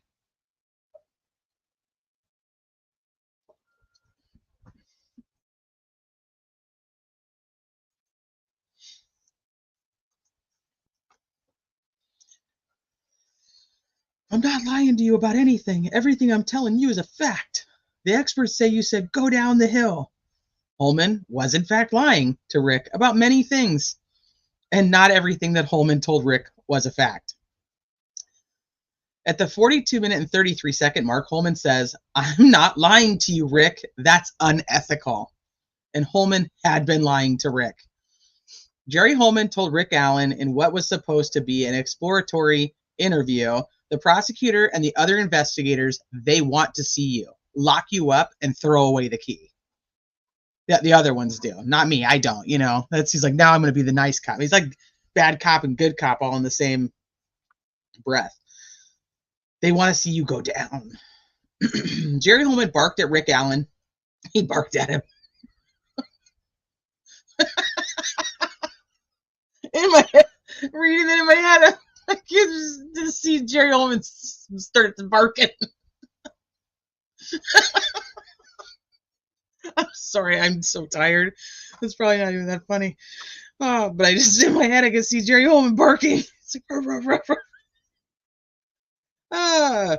Jerry Holman barked at Rick Allen in what was supposed to be an exploratory interview. If you don't tell me, you're going down for this. You're going down. You're going down for this. Ruff, ruff, ruff. Jerry Holman told Rick Allen in what was supposed to be an exploratory interview, do you realize the death penalty is on the table for this? At various times, Jerry Holman yelled at Rick Allen, including using profanity-laced language while accusing Rick Allen of the murders. If you don't tell me, you're going down for this. Yeah, it sounds like he's being friendly. You're going down. Rick Allen asked Holman to stop the interview. Rick said, I'm done, early into the interrogation at the 12-minute and 5-second mark, but Holman continued his interrogation. The state police never turned over the vehicle to Kathy Allen after Rick Allen was arrested. Returning the vehicle to Rick and Kathy was merely a subterfuge to get Rick to the police post to be interrogated.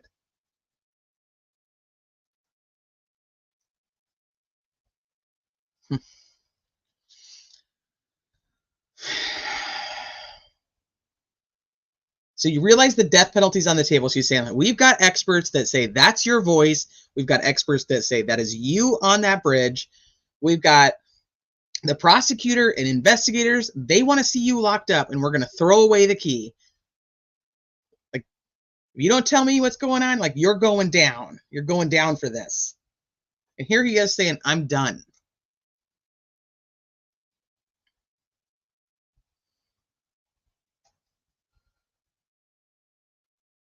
He said, yeah, see a pattern? Holy, yeah, right, holy shnikes, yeah. He says, I'm done. Like, but he doesn't say he wants a lawyer, which I think is a little different for like Kyle Fortson's situation, because he actually said, I want a lawyer.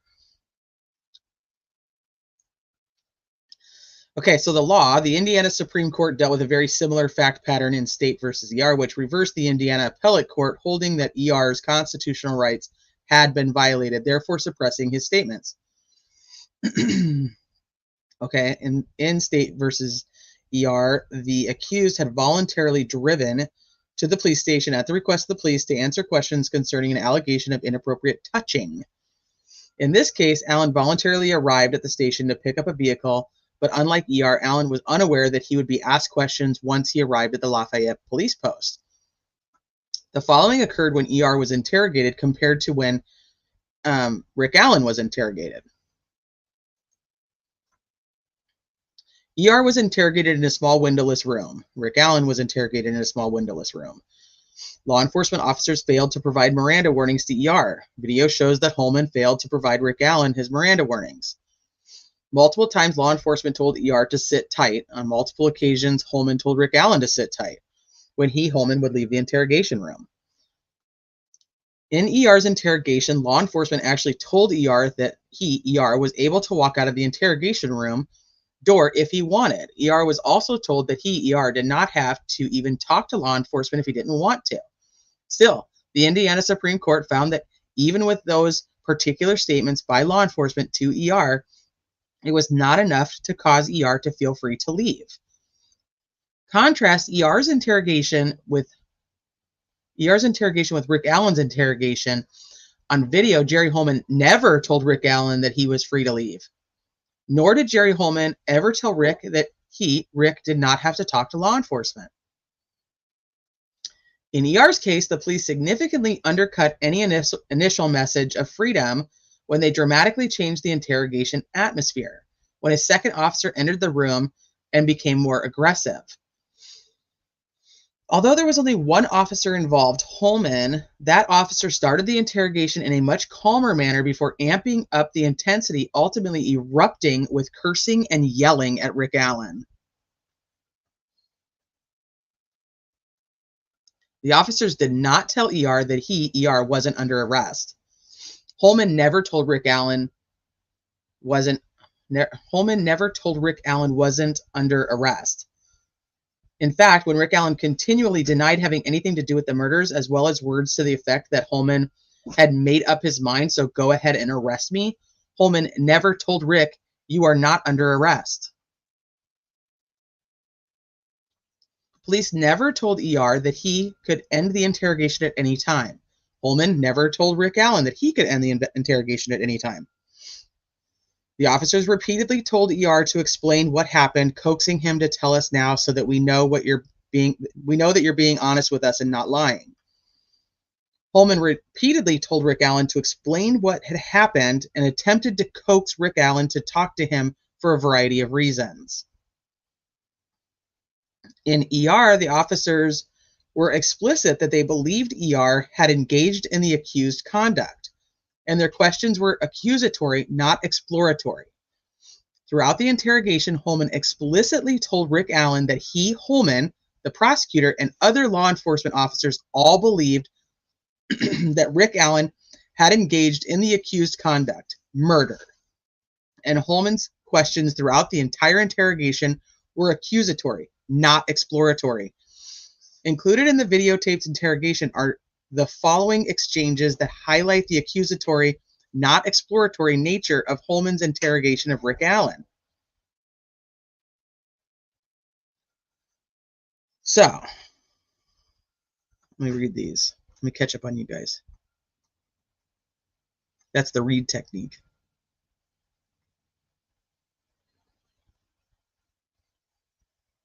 So Jerry Holman says, you're going to drag your fucking wife and your daughter through this because you're too fucking bullheaded to get out in front of this and admit you made a mistake.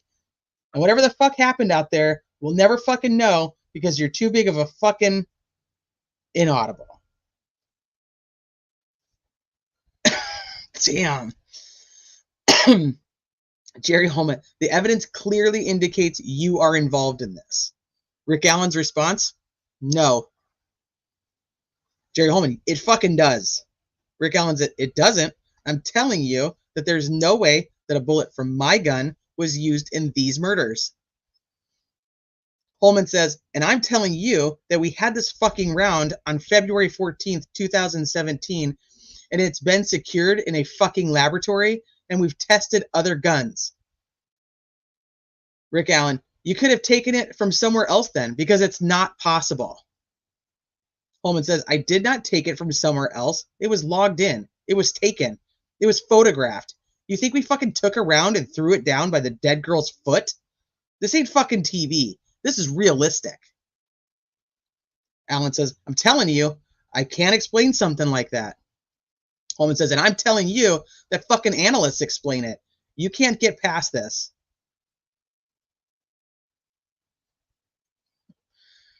So he's saying, there's no way my bullet has anything to do with it. And he's like, yeah, it does. I'm telling you. I'm fucking telling you. So he's saying they got it on the 14th. It was logged and photographed. Teresa said a word.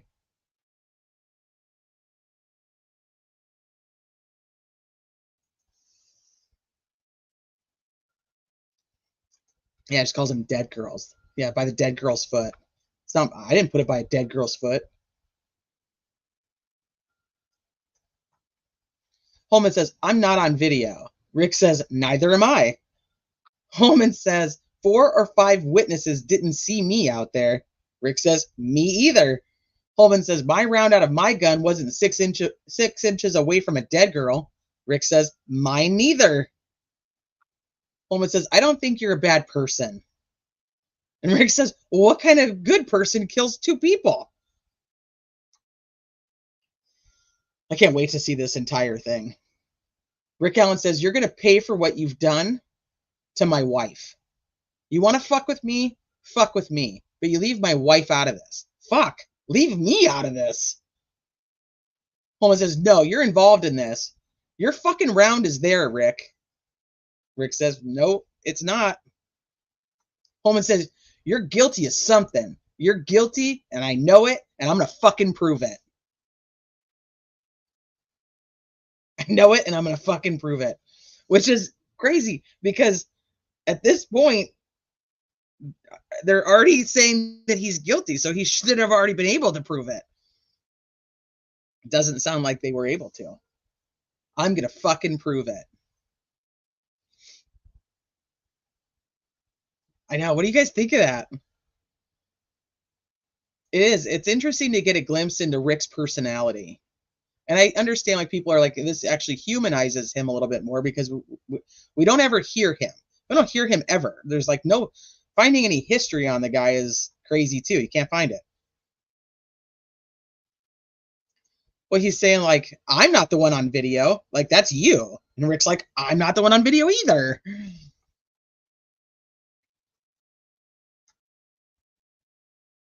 They had collected his gun. They got his gun on the 13th during the search warrant. They'd already tested it.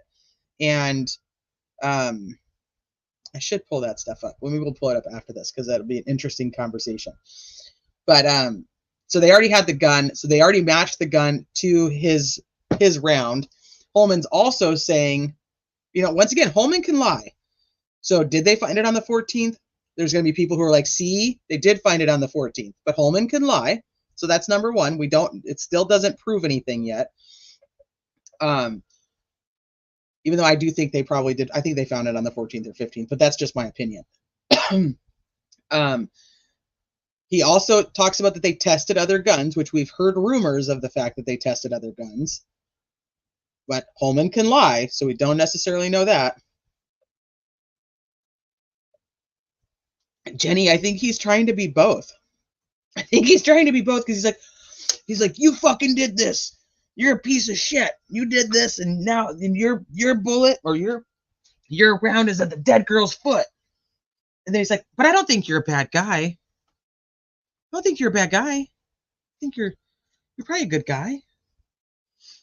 That's the whole, like, you just made a mistake. This doesn't define you.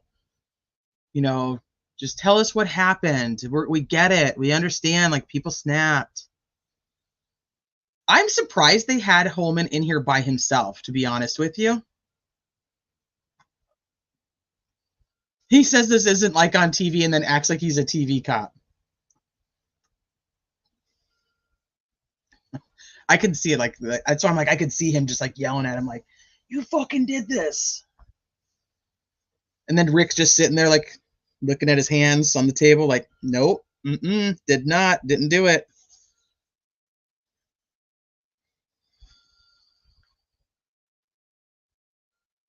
Oh, guilt.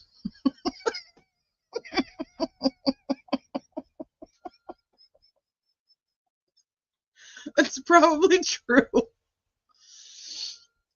Our experts from Disney said it was you. So that was you on that tape.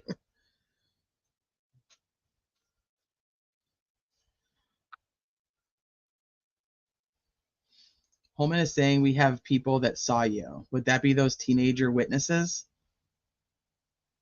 Well, yeah. He says we have 4 to 5 people. Like, who says that? We have 4 or 5. I don't know which one, but we have 4 or 5 people that saw you out there. He's like, nuh-uh, you do not. You don't have that. Ariel, they only seated 4 jurors so far? Oh, shit. All right. It's good cop, bad cop from the Lego movie. Well, you thought that bullet was found in the second search. Well, that's what Barbara McDonald says, but we don't know that to be true. Holman says he doesn't know what happened, but says he knows Rick did it. Yeah, and he's going to prove it. He's going to prove that Rick did it. Hi, Radar.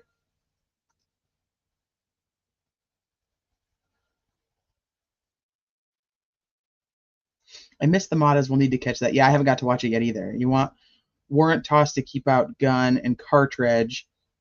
Warrant can't be used in trial. The second interview can be used in trial.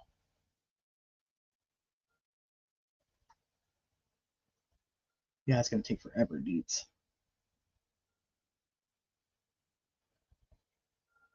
I don't know. It's weird because, yeah, he's like, no, we know you did this. We know you did this, and we're going to prove it.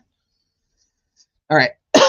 So the police questioning of ER was prolonged, lasting almost an hour. The questioning was sustained and relatively drawn out, especially compared to roadside traffic stop questioning. Okay, so Holman's questioning of Rick Allen was nearly 3 times longer than law enforcement questioned ER. Holman's prolonged questioning lasted 2 hours and 41 minutes. Wow.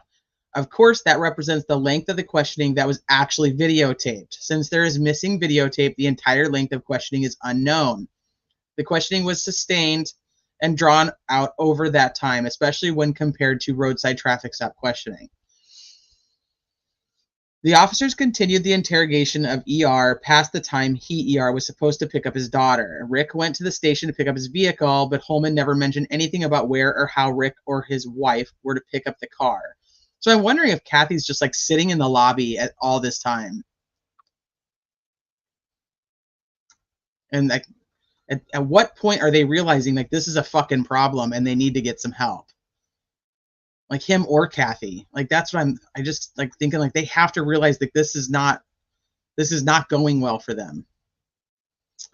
At the conclusion of the interrogation, ER was allowed to leave and return home. This fact is mentioned in the Court of Appeals opinion, but not the Supreme Court opinion. Rick Allen was not free to leave as he was handcuffed and arrested on camera after 2 hours and 40 minutes of denying involvement in the murders. The facts involving Holman's handling of Rick Allen's interrogation are more egregious than those facts in ER in several ways. For example, the Indiana Supreme Court found that ER's constitutional rights had been violated even when ER had been allowed to leave the police station.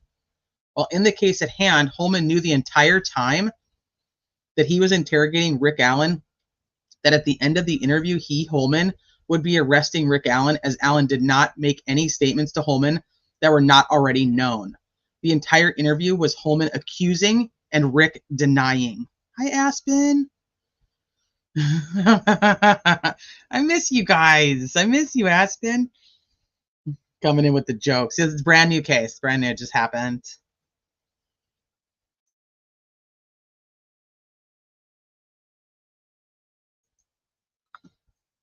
So law enforcement clearly knew ahead of Rick Allen's interrogation that they would be arresting Allen for the murders. However, they wanted to break him. They wanted him to confess, which I think is still the kind of the general theme of what they want from Rick Allen is that confession, which he apparently starts giving confessions. They just don't make any sense. So I don't know what's going to happen with the confessions. The confession thing is very odd to me when they're trying to remove the state actor ones. I don't know what that means about the mom and wife one. So I don't know. That's confusing to me. However, rather than arrest Rick Allen at his home or work or after pulling him over, Holman waited until he had one more opportunity to interrogate Rick Allen without Miranda. Holman knew that Rick had walked out of the October 13, 2022 interrogation with Mullen and Liggett, and therefore it was unlikely that Rick would answer any more questions with Holman unless Rick felt he was not allowed to leave. Miranda would be a nuisance that would likely cause Rick to walk out on Holman, the way that Rick walked out on Liggett and Mullen. If so, Holman would not be able to secure a confession that Holman, clearly wanted to secure on his own. It's like one of those, like, let me get a crack at him. Like, okay, Mullen and Liggett, you guys couldn't do it. Let me try it.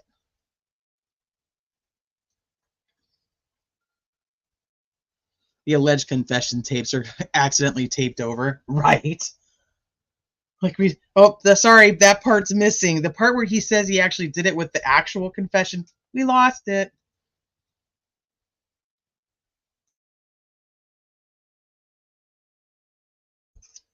Three hours isn't really long in comparison to other interrogations of suspects in custody, but it's extremely long for a voluntary statement. I agree with you. That's why I'm thinking, like, at what point with Kathy sitting in the lobby and him being in this room, when are they starting to realize, like, we're in trouble here? Like, we need to get some help.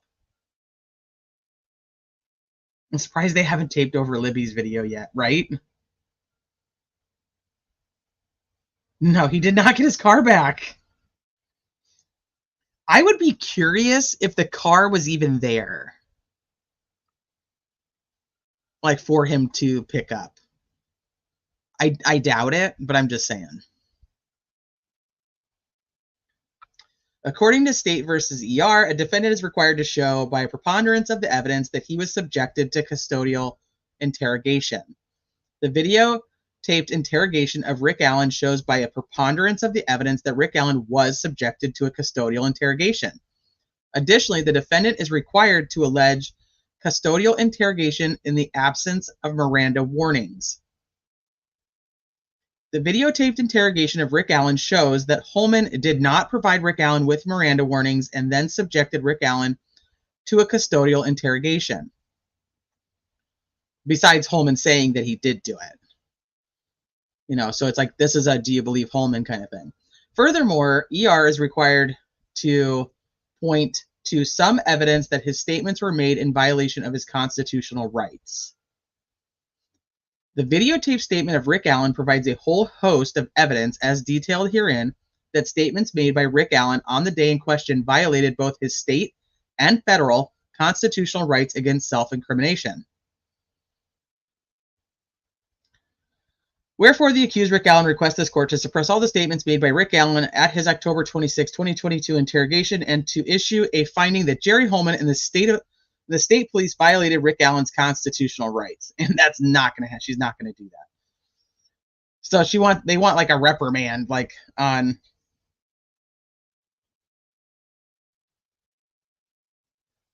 Let me see. Was Rick Allen even there? They said that he didn't. Was Rick Allen there? You mean at the bridge?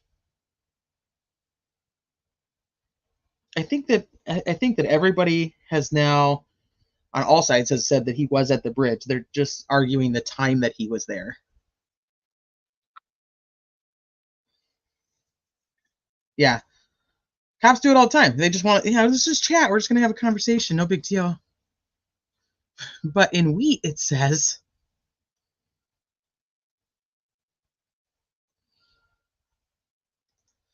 if they ask for one, yes, they have to stop. But Miranda is just telling you your rights. Miranda is not an actual right in its own. The problem with Holman is that we know from Kyle Fortson's interview / interrogation that Kyle asked for an attorney and Holman didn't stop. So, I mean, there's some issues with Holman. But like I said, he ends up getting promoted. So I don't know. I guess they're considered unfounded issues at this point. I don't know.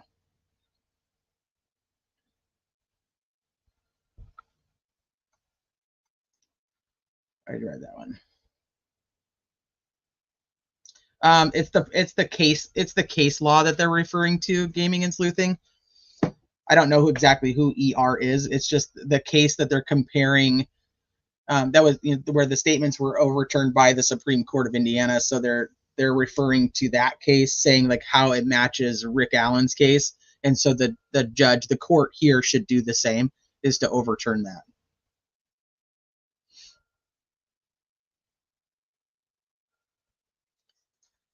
If he would have known they said his gun matches, he would know he was a suspect and wouldn't have talked to them. Well, I mean, he's telling him it's your round. We tested the gun and it's yours.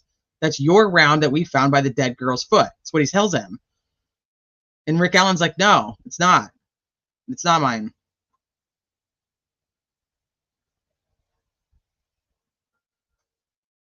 I don't think we would ever know that.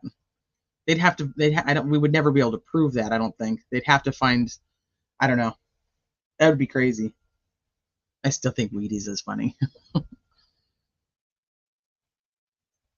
They have to have their receipts, and there's no hearings. There's nowhere else for them to put this. So no statutes cited, no statements. Nope, that's it. They didn't cite anything. Besides this, the only thing they're using is this ER case.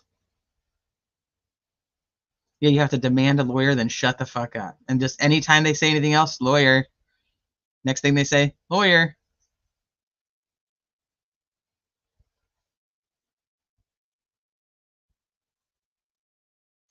Oh, really? So Fluffy Bunny said, criminal, I believe it was one of Baldwin's cases. Osbrook said it was a bit of a shit show and he wished he hadn't used it, if I recall correctly. Oh. Was Osbrook might have been in Bob's chat last night? I'm sorry, I got so tired.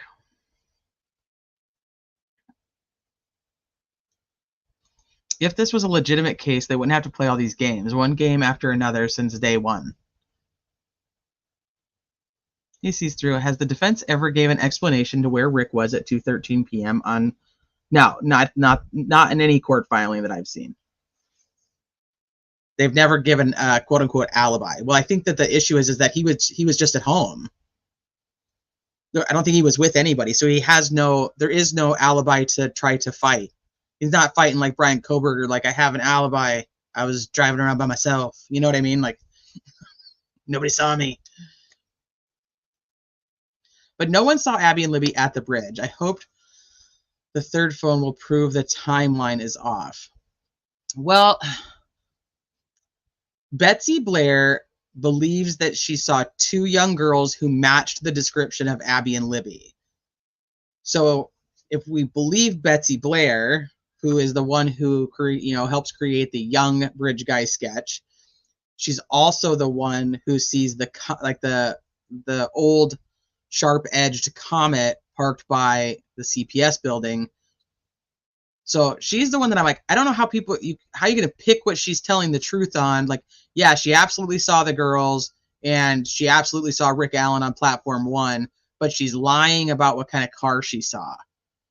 Like, I don't know how, we can just pick and choose what part of her statement we believe. Like, that's the tough part. And that's what happens when it comes to quote unquote eyewitnesses. But I mean, that's a really strange car for her to pick. And the reason she says she remembers it so vividly is because it was like her dad's car when she was younger.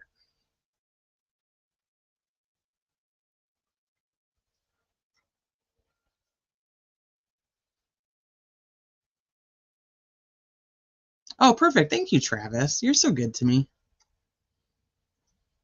Why is BB not credible? Well, that's the problem. So she could be credible, but she's the one who's telling you that she saw a 20-year-old. on the bridge, on the first platform, you know? So that's what I don't know how they're going to pick and choose. I don't know how they're going to pick and choose which part of her statements are credible and aren't. You don't really trust eyewitnesses anyway. They're tough. Not throwing shade, but what was the threat that they'll make him pay? Just making sure I don't miss when I'm reading it. Hold on, let me find what Amy said about the threat. Police are allowed to lie, but are they allowed to threaten? I don't know.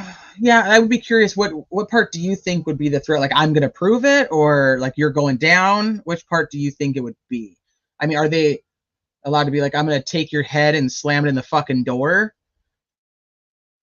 Yeah, I think that could be a little on the fence. You know what I mean? And I guess if he does take his head and slam it in the door, then we have problems. But people have wondered that. No credible eyewitnesses. The thing is if there's that, this is the struggle. If there's no credible eyewitnesses, the PCA really falls apart, because all you are left with then is this unspent round. And I believe that they would be able to tell how long this unspent round was there.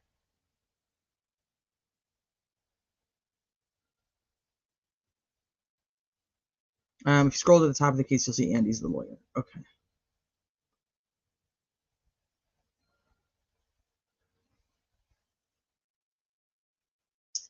Hunting Evil, are you going to put those messages out on your channel by chance? Gaming and sleuthing. When I was in school, we proved eyewitnesses were not credible by having someone no one really knew come in and do something, then asking the class for a description, and so many people said the wrong things. Yeah. It's tough because they're also using like Bree, whose statement wasn't given until 2020, and her friend that she was with had said that she was the only one really paying attention to the guy because everybody else was busy looking at their phones or doing other things. So then how does Bree have any description of him? And how would anybody be able to count on Bree's description once that the photos and video had been out for years at that point?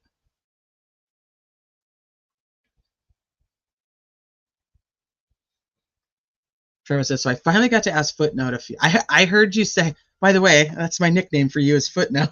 He's just chuckled at you. A few Indiana questions when he was on CJ's right after Teresa was on. It doesn't appear that it's real clear in Indiana when state has to give notice of death penalty. That was the one thing we were looking at the other live, and it doesn't seem to have any, like he can. I don't think that it would make sense to do it that far when we're this close to trial, I should say. I don't think he's going for the death penalty. Yeah, we knew that one. What I didn't know that he said, though, was something about like if offered a plea deal, he would not be able to plead down to kidnapping because the statute of limitations was up. I didn't think that would matter in a plea. So I thought that was kind of interesting. Bree said she and KG went out for lunch. Yes. But you don't typically hear Kelsey say that. I did find one interview where she does say it, but it's mostly just Bree who says they went out to lunch.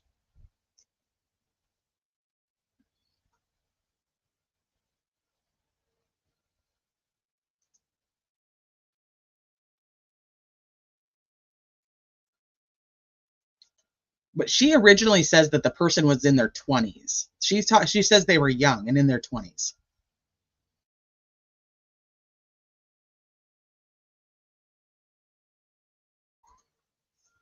Oh, Susan, no way. We got to get the fuck out of here. I watched two guys take off. Police interviewed me, and I could tell you the race and color of their hoodies, and that's it. They asked shoes, face, hair, etc. I had no clue.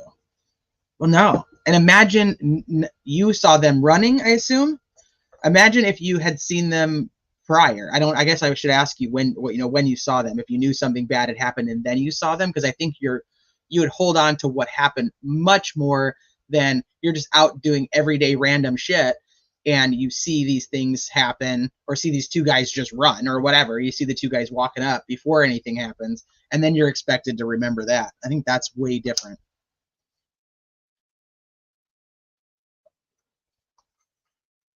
Okay, one thing I wanted to look at too, does anybody remember, let me see if I can just pull it up. I was trying to remember Teresa Liebert's description. And I was going to do this on the witnesses anyway, so I could just do it. Yeah, see, and that probably helped you to even remember what you did.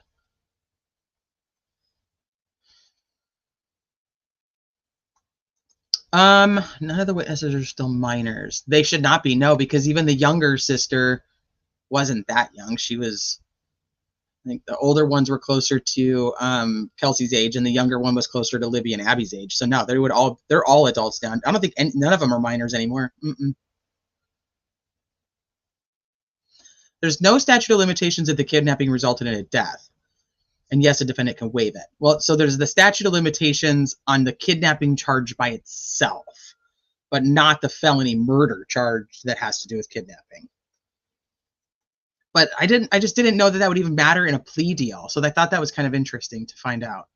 If Holman was truthful, which will be easily verifiable if so, he states the bullet was found, photographed, secured, and logged on February 14th.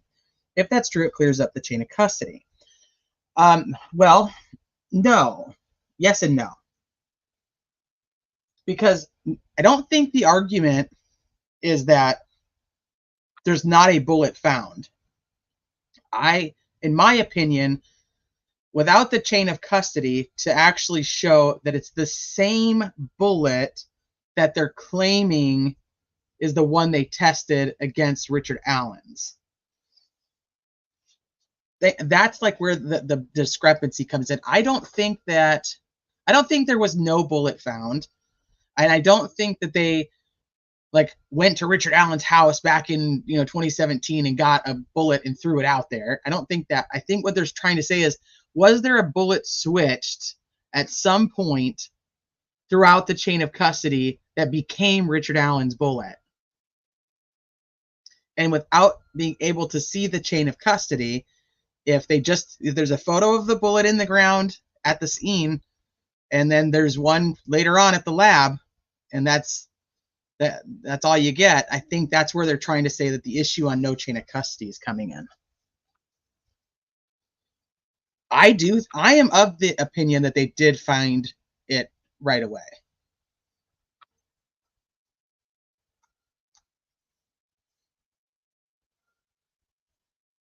Oh, only like what's in this document. I see what you mean. Well, I think the problem is going to be like that he's lying, that Jerry Holman is lying to him, but he's allowed to lie.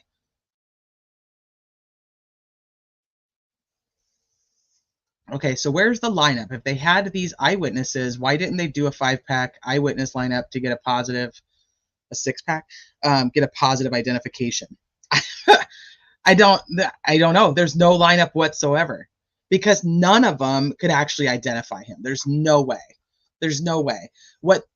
Even in the PCA, everything that they do, quote unquote, identify is the matching between the guy on the bridge and the guy they say they saw. I think Barbara McDonald would have a pretty credible source to report that. So here's an issue I have with this, though, Fiend, is she's told by Kim Riley that they secured the scene for 4 days.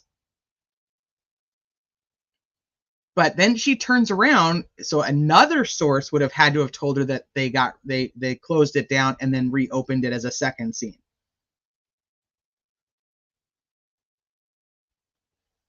I don't know.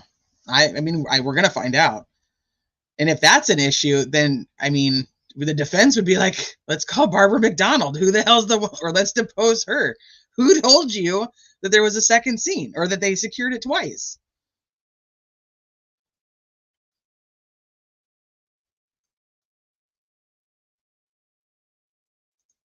See, heck, if police were going to plant evidence, Garrett Kurtz says he doesn't know where he was or what he was doing on the day of the crime. He was out of his bed out of his head on spice or bath salts or something. Yeah, there's like the whole group of them that don't know what the hell they were doing. They're a fucking disaster. There's nothing at this point I can see that is going to cause the DA to make an offer that RA would even consider. No, that RA would even consider, or one that he would consider, the DA is not going to consider. That's just there's no way they're coming to any type of agreement. But the other thing I was thinking is, now if Richard Allen is being interrogated at this point and he doesn't know how the girls died, and he's just being told, we don't know the rest of this. This is not obviously the full interrogation. We don't know the entire interview from the 13th. But it just made me think, if he's not being told how the girls actually died, but he is being told that there's a round from his gun that's out there, it kind of makes sense that later on, when he goes kind of cuckoo for Cocoa Puffs, when he's locked up, that he starts confessing that the girls were shot. So it's another one of those, like, I have a question here. At this point, does he know how the girls were killed?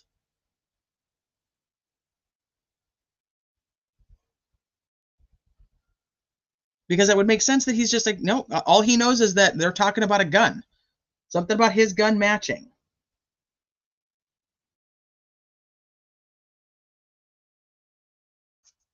All right, hold on. I'm going to see if I can find this really quick. What time is it?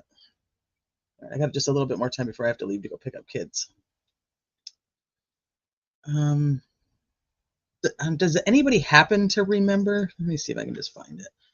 Happen to remember what Teresa Liebert supposedly said the guy she saw on the driveway was wearing?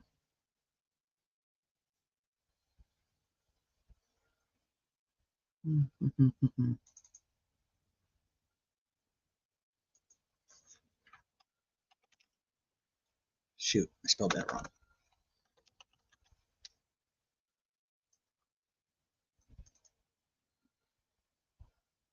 Okay, let me see.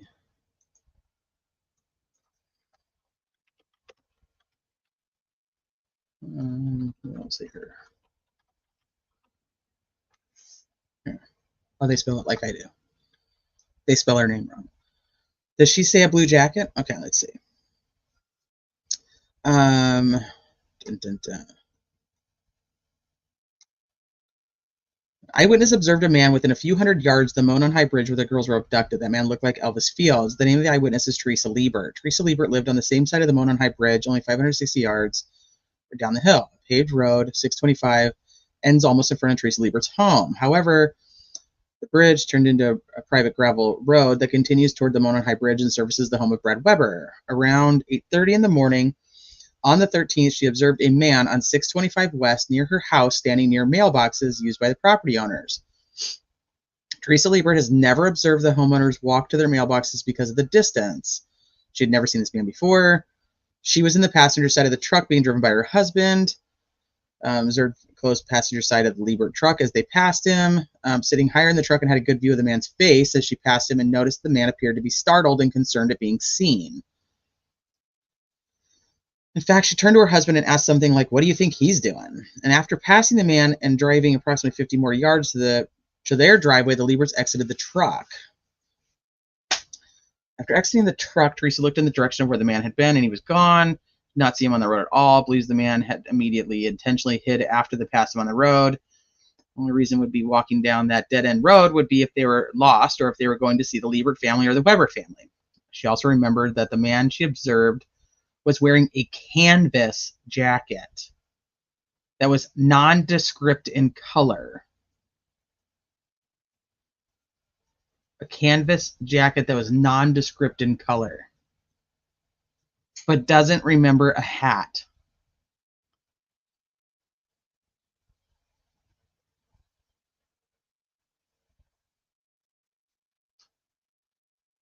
Okay, so the one sketch that was leaked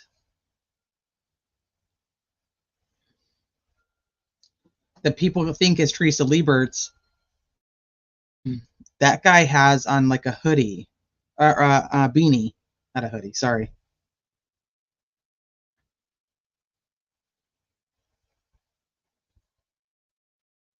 but canvas jacket nondescript in color. What does that what does that mean to you guys?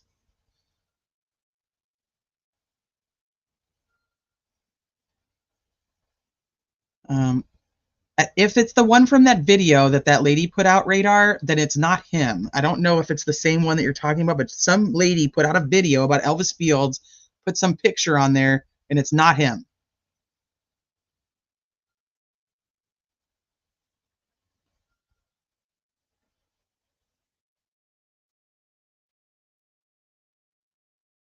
No, we've been talking about the hat for a while.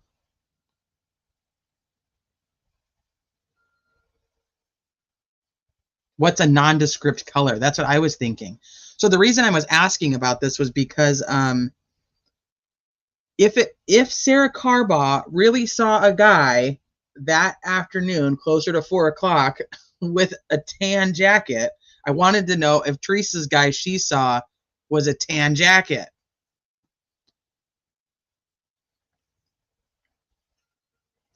Canvas tan jacket.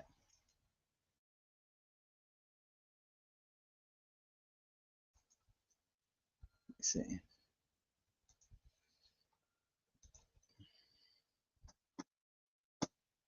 don't know why my mouse is being stupid.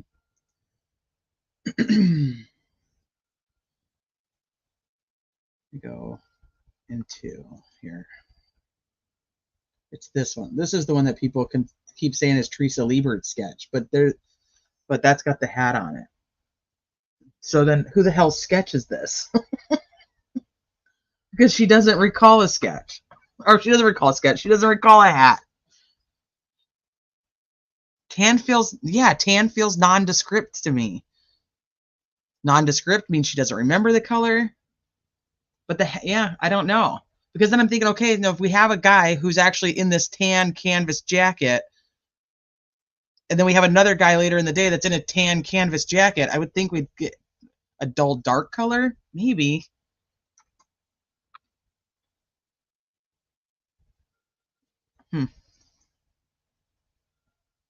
Not easy to describe. It's not bright orange. Yeah, there you go.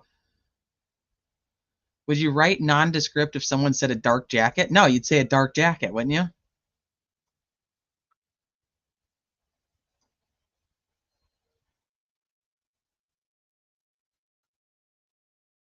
Yeah, it's not him.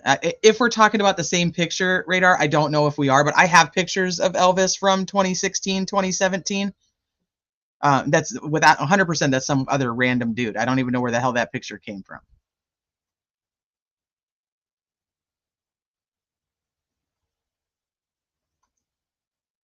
All right, let me get out of this.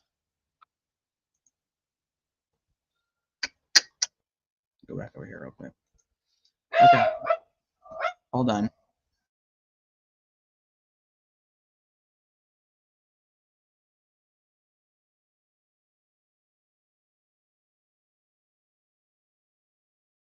Closest and nondescript color. That's what I'm thinking too, but I don't know. I mean, I don't want to put words in her mouth.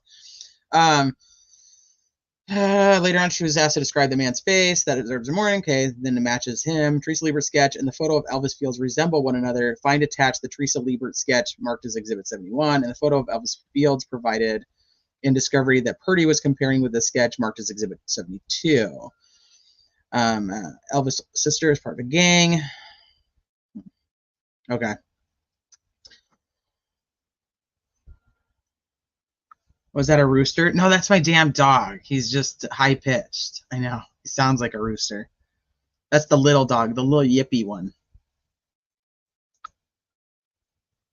Color blindness is rare in women, but she might be.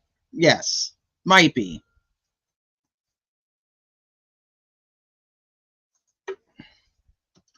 All right. Well, I'm going to wrap it up then so I can go pick up the kids from school. Let's see, nothing else came out, right? It did sound like a rooster. And my husband would probably agree with you. Let's make sure that there's nothing else that we need to talk about before we finish. Nope, that's it. That's it. That's all, folks. That's all she wrote. Maybe she identifies as colorblind. It's possible.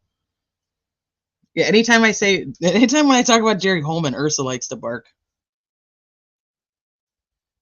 No, I think my husband just got back from the post office, so I think that they're barking at him. All right, well, I appreciate you guys being here. Thank you guys for coming to the early time live. I appreciate you guys. I know that you have thousands of other places you could be, and yet you choose to spend your time here with me. So just know I absolutely appreciate you all, and I don't know if I will do another live this afternoon. I am extremely tired, but we'll see. We'll see what happens. We know the update on the Karen Reed case is they got 4 jurors seated, and they'll be back tomorrow to do more jury selection. So Chad Daybell, that case, at least I don't know if you guys are following the Chad Daybell case, but yesterday they had they put out the video of Chad Daybell in the back of the squad car talking to his daughter. If that's a case that you're interested in, I highly suggest watching. It's like 22 minutes long. It's definitely worth it because it's a new piece of information we did not have from Lori's case. So I don't know. We'll see. We'll see if anything happens this afternoon. Maybe I'll go live, or maybe I'll rest and hang out with the fam, and I'll see you guys tomorrow. But you never know. I'll talk to you guys later. Do you dare to follow me down? Head into the unknown.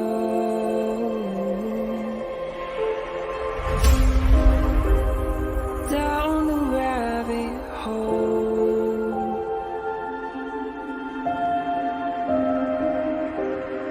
Where it stops, no one knows.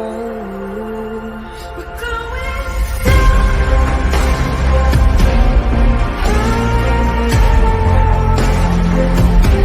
We're going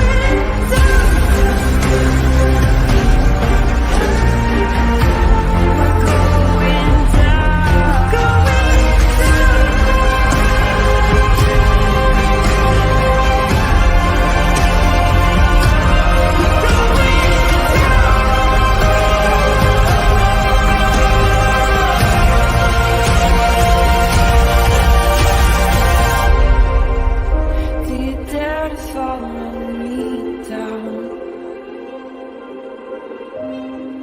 Head into the unknown.